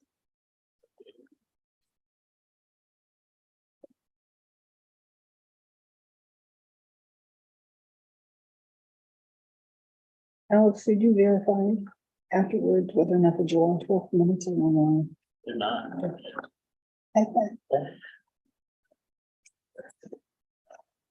Hey. Do the same thing. Okay. Attorney Dominic Thomas, Cohen & Thomas, 315 Main Street, Derby, Connecticut, representing the applicant. And there should be Dave Gunier and John Wicko should be on also. Dave Gunier, the project manager for Fountain Square, and John Wicko, the architect for Goddard School. Attorney Thomas, is it your intent to review any of the material? Yeah, I can go over the material. I just remind you, this is the final site development plans following the 2020, I think January or February 2020 approval of a modification of initial concept plans and statement of uses and standards. Number one, to permit the use of a state licensed daycare and nursery school, such as the Goddard School. It also involved in that was a small, I think, 2,500 square foot drive-through restaurant and an additional 4,000 square foot to the main commercial building, which I think is known as 785 now Bridgeport Avenue. That 4,000 square foot was approved for final site development plans prior to this. And we are in here now for the approval for final site development plans of the Goddard School, not including the restaurant. This is just to the Goddard School. We have submitted the site plan. We have submitted architectural plans. And again, that can go over. I can, our engineer is Manny Silva is in Monroe Wetlands. So I will be handling some of it with the help of Dave Gunier and possibly Mr. Wicko. I'm reminding you, of course, this is not a public hearing. If you Right. can, if I can screen share, let's start. Okay. Attorney Thomas, if you hang on a second, seeing that Commissioner Laskos has left, Commissioner Onofrio, are you still with us? He's right. To the left of me. No, Oh, I'm sorry. No, Onofrio. I'm sorry. Donato. I'm like, he's right. I'm here, Commissioner Harder. Okay, Commissioner Onofrio, I'm seating you in place of Commissioner Laskos as he had to leave the meeting, okay? Yep, thank you. Okay, go ahead, Attorney Thomas. Okay, so I'm screen sharing and I want to be able to pull something up that I submitted. Yes. This is a 2-page thing that I submitted to the planning and zoning administrator upon request. Looking at, this is the first page here that you're looking at is the presentation, part of the presentation from I think January or February 2020 application showing the parking spaces, showing the Goddard School at the time and the flow through and also the drive-through. There have been very small changes in the site plan, very pointed, nothing with respect to the parking or the flow. And this is from the site plan that was submitted by Louis Tizo as part of this application for the final site development plans or detailed development plans to get approved for the Goddard School. I'll leave it up to Mr. Wicko to go over the architectural, but the changes that are being done here, and I can be correct though, the building has slid back a little bit. It's, I think, a few square feet larger. It's basically the same layout as before. The play area is surrounded, but what was happening here, and this is for safety reasons, and it is required by Goddard. There is a now a row of bollards to along the parking that faces where cars would be able to approach. There was a row of bollards here. And also in anticipation of a possible development, and there will be a development of the area where the approved restaurant was.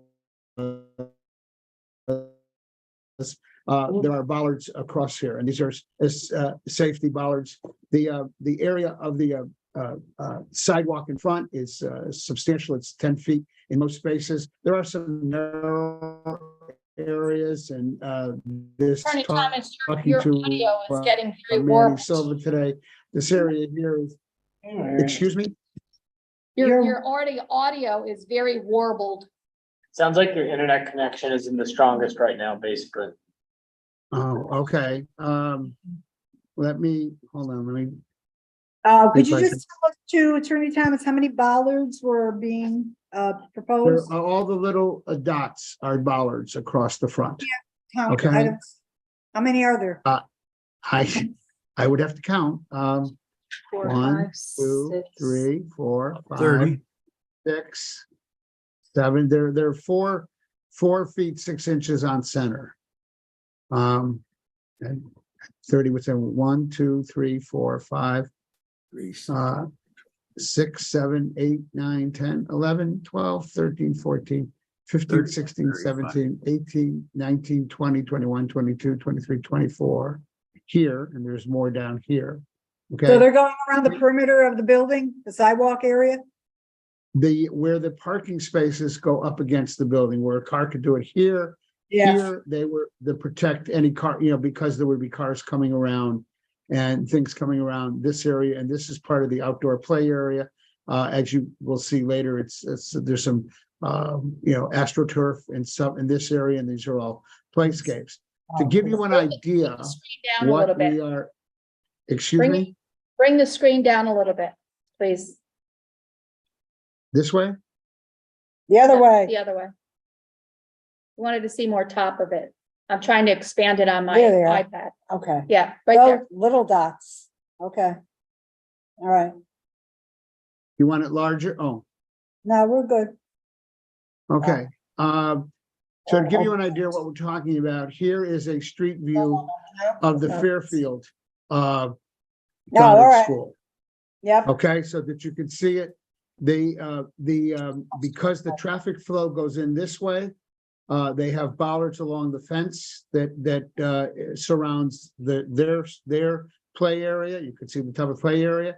And because all the parking is along here, and the children's pickup and everything is through, I think through this door. I'm not 100% sure, but I believe that's the door, the main entrance and everything. As you can see, the bollards here, they chose these bollards, of course.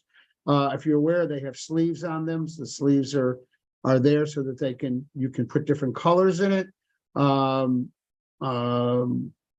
If you were a Holy Cross Crusader like I am, I suppose I'd want all purple, but they chose gray here. What do they plan for Shelton? Huh? What do they plan for Shelton? The gray is I nice. asked, and actually, the individual I spoke with wasn't aware that they had sleeves on them. She thought they were all gray. I told them that there was the possibility the commission may order orange and black in alternating I don't think so. colors. But that would be up to the commission and the approval. I think they would probably go with a neutral color, probably black or something. Then, of course, Gray. if anything happens to them, if they're If they're hit, defaced, or anything of that nature, then you just replace the sleeve with a similar color. But I just Okay, wanted to give you an Thomas? idea of what it looked like. Attorney Thomas, can you, somebody put up the, that color elevation that came in, Sure. that was a separate picture? I No, want to think make sure I these- get The bollards are appropriate for the use, Yeah. that's for sure. I have, hold on, I have Mr. Wicko on the phone. So I want to make sure, I believe this is the correct one, not on the phone, I have him on the thing. John, is this the correct one for here? Because I had the prior one. This, I think, is the prior one I see. from the concept plan in 2020. This is the current one. Right. Yes, Dominic, that's the current one, Dominic, yes. Looks And the good. colors would be that gray to match the stone is what we would Mhm. select. So it's not taupe? Taupe? It's Uh, gonna be, The exterior of the building on the, new drawing, what color is that? It looks taupe to us. It's a pewter, it's a hardy plank that has a pewter color, okay. Okay, and the stone are grays and browns to match Okay. the pewter color. And the bollards would match the stone.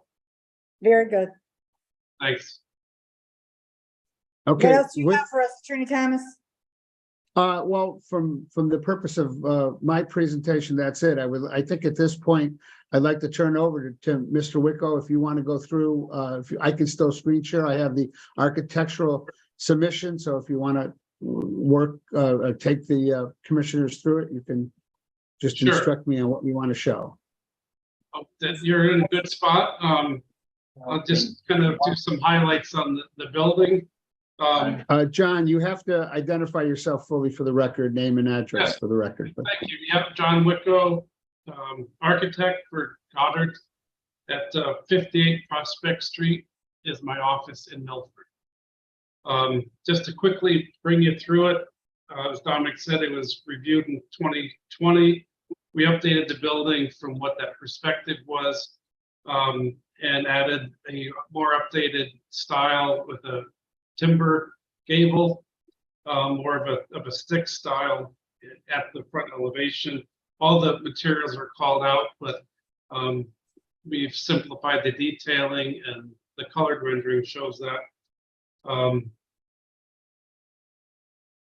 Let's see, A3, we have the same, actually A2 shows it better, but A3 also shows the sign, which is the same size as previously, which was conforming. And we are lighting it with shielded downlights from a gooseneck stanchion.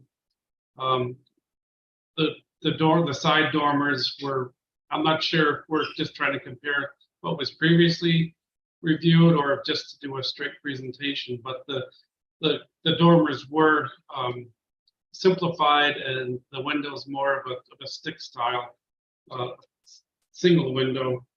And then the plan, Dominic, shows the different daycare uses ranging from 6 weeks to 5 years old. And also shows a roof plan, which the mechanical units would be on top with ductwork and other mechanical equipment in the attic space. The building is 10,205 square foot, which is what's represented on the site. And we included just larger scale 1/4-inch plans. If there's any specific questions, or if you wanted to study those more closely, they're much more clear. That's Mr. Wicko? Yes.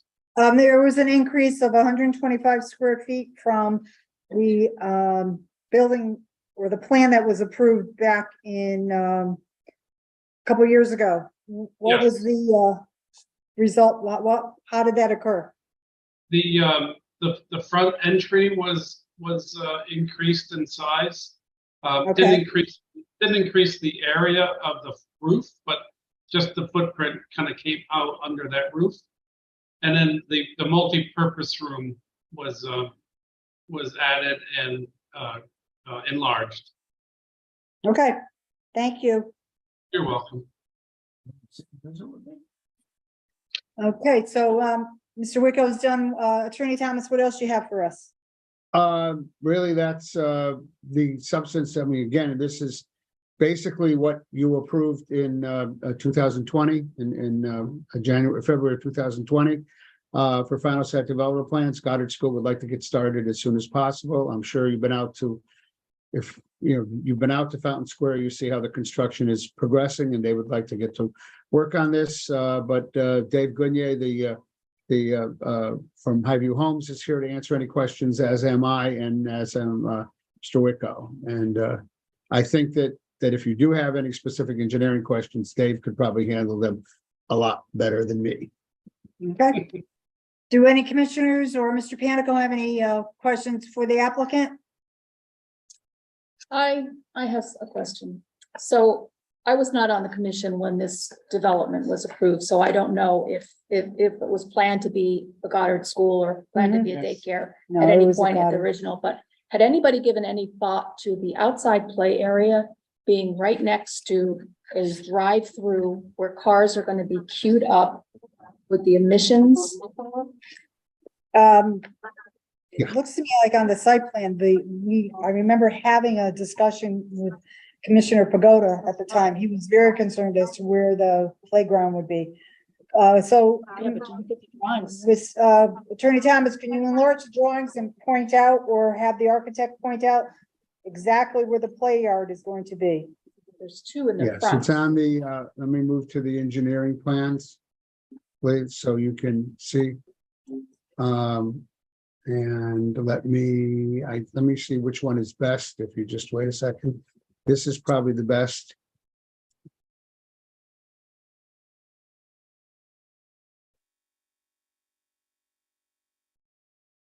So you have play area surrounding the building. That was discussed back in 2020, okay? And that, you know, that was coming around. There was more of a concern. Wasn't Go that up much a of a little bit, concern bring it about up. Bring it up a little bit higher, please. this way or this way? That way. That way. Okay, so the Okay. Dairy Queen Grill and Chill is no longer going to be a tenant, from what I understand. Is that correct? Correct. That is Okay, correct. so what is the purpose of that Grill and Chill building now? Is that again going to be coming back to us for It some would, kind it of? would have to food- come back to you, it would have to come back to you for final site development plans. There have been expressed interests with both food service and non-food service. Mhm. There wasn't, back in 2020, there was not really any discussion really on the issue of emissions. There was more of a discussion on the issue of the drive-through.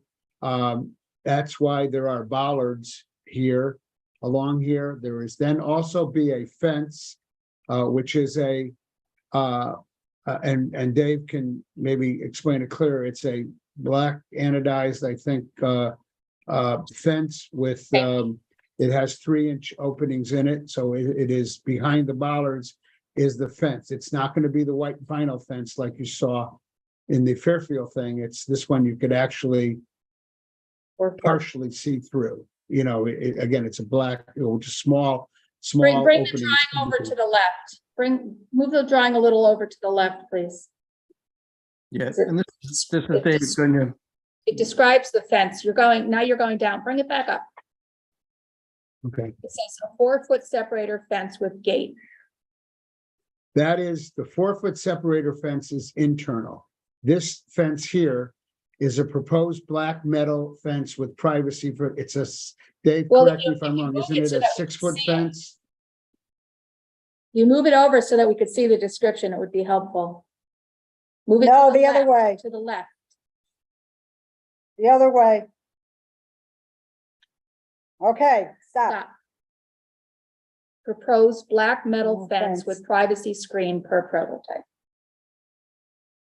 So If I would be very concerned. I'm surprised the school's not concerned with the drive-through there. Okay, there. My They understanding is they that's went not through it. They went valid to Goddard anymore. School. The Goddard School was part of it back then. They were well aware of it. And like I said, the concern is more for safety. And the concern is they have the fence and they have the bollards. The the entire Goddard School team was involved with this design, the latest version of the building and the layout and the bollards. Both the local Goddard team, the owner, and the national team were involved with this planning and are very well aware that there is a drive-through immediately adjacent to their yard. The outside play area, Yes, and they're fine with that. they are. Yes. Okay. Any other comments, questions, or concerns from the commission?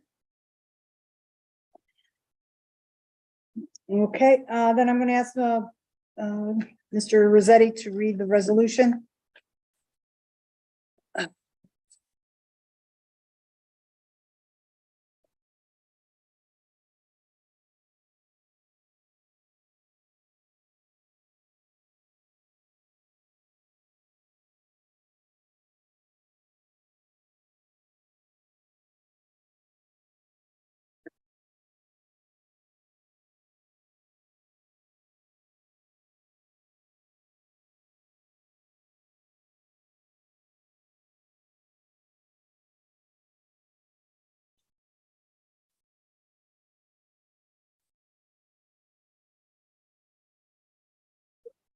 Oh, I'm sorry. Is Alex talking? No, not yet. Oh, Please lose them. No, that's so strange. The applicant Fem Square LLC, and that's Shelton LLC, filed an application for the approval of final site development plans for the Goddard School as part of PDD number 91, phase 5, located at 749 Bridgeport Avenue. The updated plans are titled Detailed Development Plans, Mixed Use Development, prepared by Rose T-Zone Co. LLC, Engineers and Surveyors, dated October 3rd, 2016, and last revised January 4th, 2023. And quote, the Goddard School, Shelton, prepared by John A. Wicko, architect, dated February 23rd, 2023. Those plans detail the construction of a 10,288 square foot preschool with play areas on the northern and eastern sides of the building. On February 26th, 2020, the Shelton P&Z Commission approved application 2003, which permitted licensed daycare centers and approved the initial development plans for phase 5. The proposed building in application 2312 is a 10,413 square foot single-story building with attractive facades as shown in the attached architectural plans. The location of the proposed development is the northern end of the Fountain Square site. The previously approved neighboring structures are a 2,700 square foot retail drive-through operation at the same grade, separated by a parking area, landscaping, and sidewalks, and a hotel on a higher elevation, which is separated by a large green landscape area and pedestrian access. The school site is relatively secluded from other commercial and high traffic operations, allowing for a measure of security and privacy for the preschool. Staff has reviewed the site and architectural plans and offers the following comments. On sheet SP-1E of the site plans, a 6-foot sidewalk should be carried around the entire building perimeter, including the frontal areas. Item 2, all site improvements associated with phase 5 shall be consistent in design and materials with the final site plan details with other approved phases.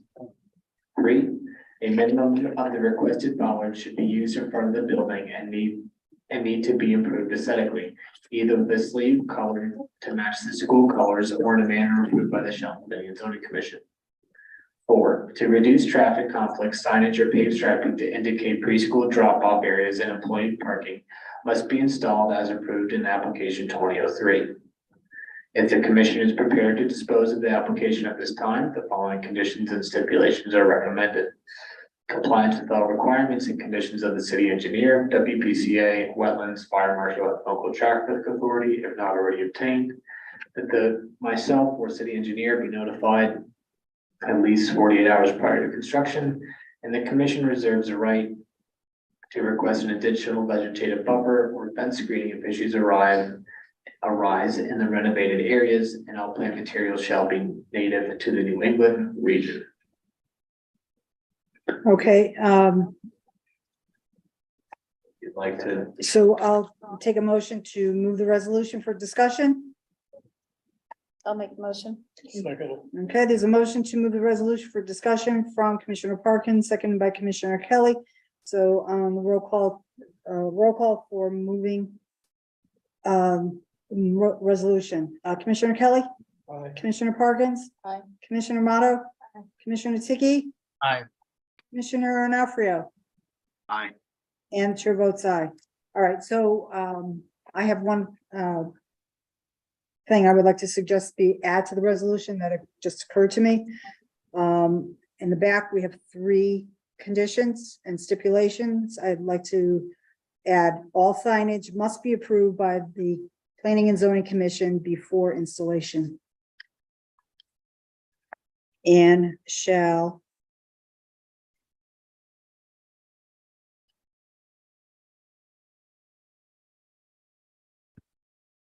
Mr. Panica, I was just gonna ask you, how do we normally identify the sign plan? Has the sign plan come in for this particular? When the Goddard School is ready to open the business, they'll come in with their business permit and typically with the sign design that we'll bring to the sign subcommittee and get that before you guys. Okay, so number 4 would be all signage must be approved by the Planning and Zoning Commission before installation. So you're saying rather than what's shown on the drawings? No, it's just that because they are on the drawings, I don't want there to be an assumption that if we approve this resolution, that they can go ahead and get their signage prepared. Well, I'm glad you mentioned it because otherwise the signs are part of the application. That's right. So I think the signage location and the design of the building are fine.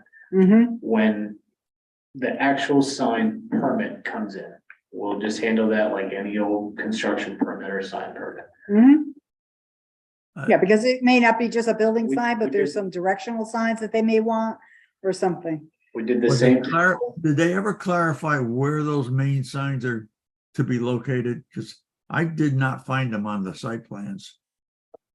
Project? Are you talking about a sign on the building or? They had two significant signs. In the site plan packet. And I couldn't find them on the site plans. I found the details. The details are very clear, but where on the site, I don't know.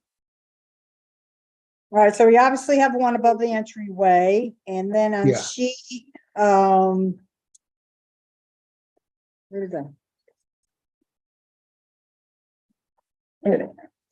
It's in color on the site plan, so you should spot it pretty easy. Yeah, I have them on black and white. Let's see. Utility. Landscape detail.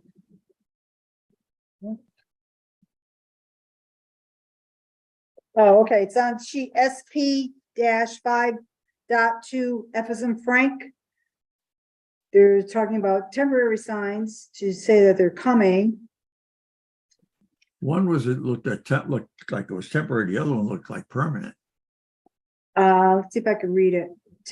They both say temporary project sign, see appendix C in specifications, and that's the one that's a more of a portrait orientation, and the other one, which is more of a landscape orientation, says temporary project sign is the responsibility of the general contractor and must go up within 15 days of breaking ground. What's on top then? Very top one. This, oh, okay. And then there's another one that Commissioner Parkins just pointed out is identified as 05 monument signage detail. Let's see. A monument, yeah, that's what I think Commissioner, Mr. Panico was talking about. Yeah, what, Where are they what monument? located? Yeah. Is that gonna be up on top of the wall or at the entrance? Attorney Thomas, That's can on you the pull up monument sign your in front. signs? There is a big sign there. Could you pull up the site plan and indicate where you, the applicant intends to have those signs, please? Uh, They Just do, let 'em but the- but it's That's what Tony is saying. These are kind of, you don't want to. Just say no signage is approved as part of this resolution. Yeah, That's a okay, bike. the monument sign is,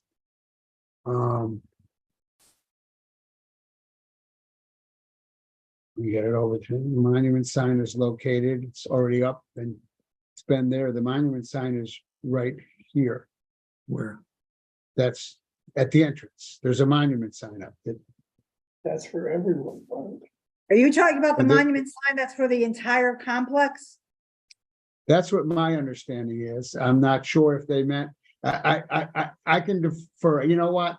I'm not 100% sure, and without Manny here, you're on page, I'm sorry, Madam Chairman, what page are you on?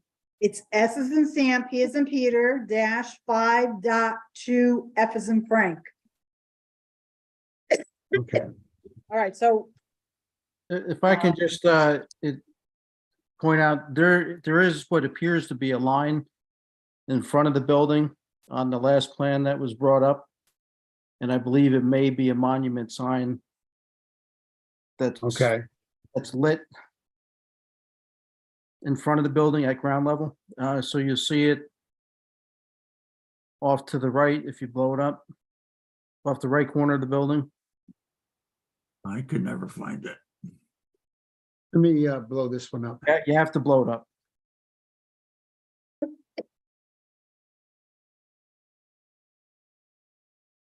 Well, why don't you just make your action subject to commission approval of signage locations? Okay. Yep. Oh, that's a bike rack. I'm sorry. It's a bike rack. Yeah, that's a bike rack. Yep, I did hear in some prior discussions with Goddard's team that I think they were considering one or two wayward signs that would provide direction to the school. yeah, that's not what it looks like on your, that. So. Why don't we leave the signage to a future application? When they get close to construction, they come back in with the signage application. Definitely. Yeah, if you look at their other sites, they do not have anything really other than simple signs and directional signs. So I think we'll just leave that for another time. Okay, so, but in the meantime, Mr. Rossetti, how does that resolution read? Item 4 reads, all signage shall be reviewed and approved by the Shell Planning Zone Commission before installation. Okay, Okay. Signage, right? yeah, all Any- signage. Yeah, including any monument sign that they may do as part of construction. I didn't hear that. Sorry.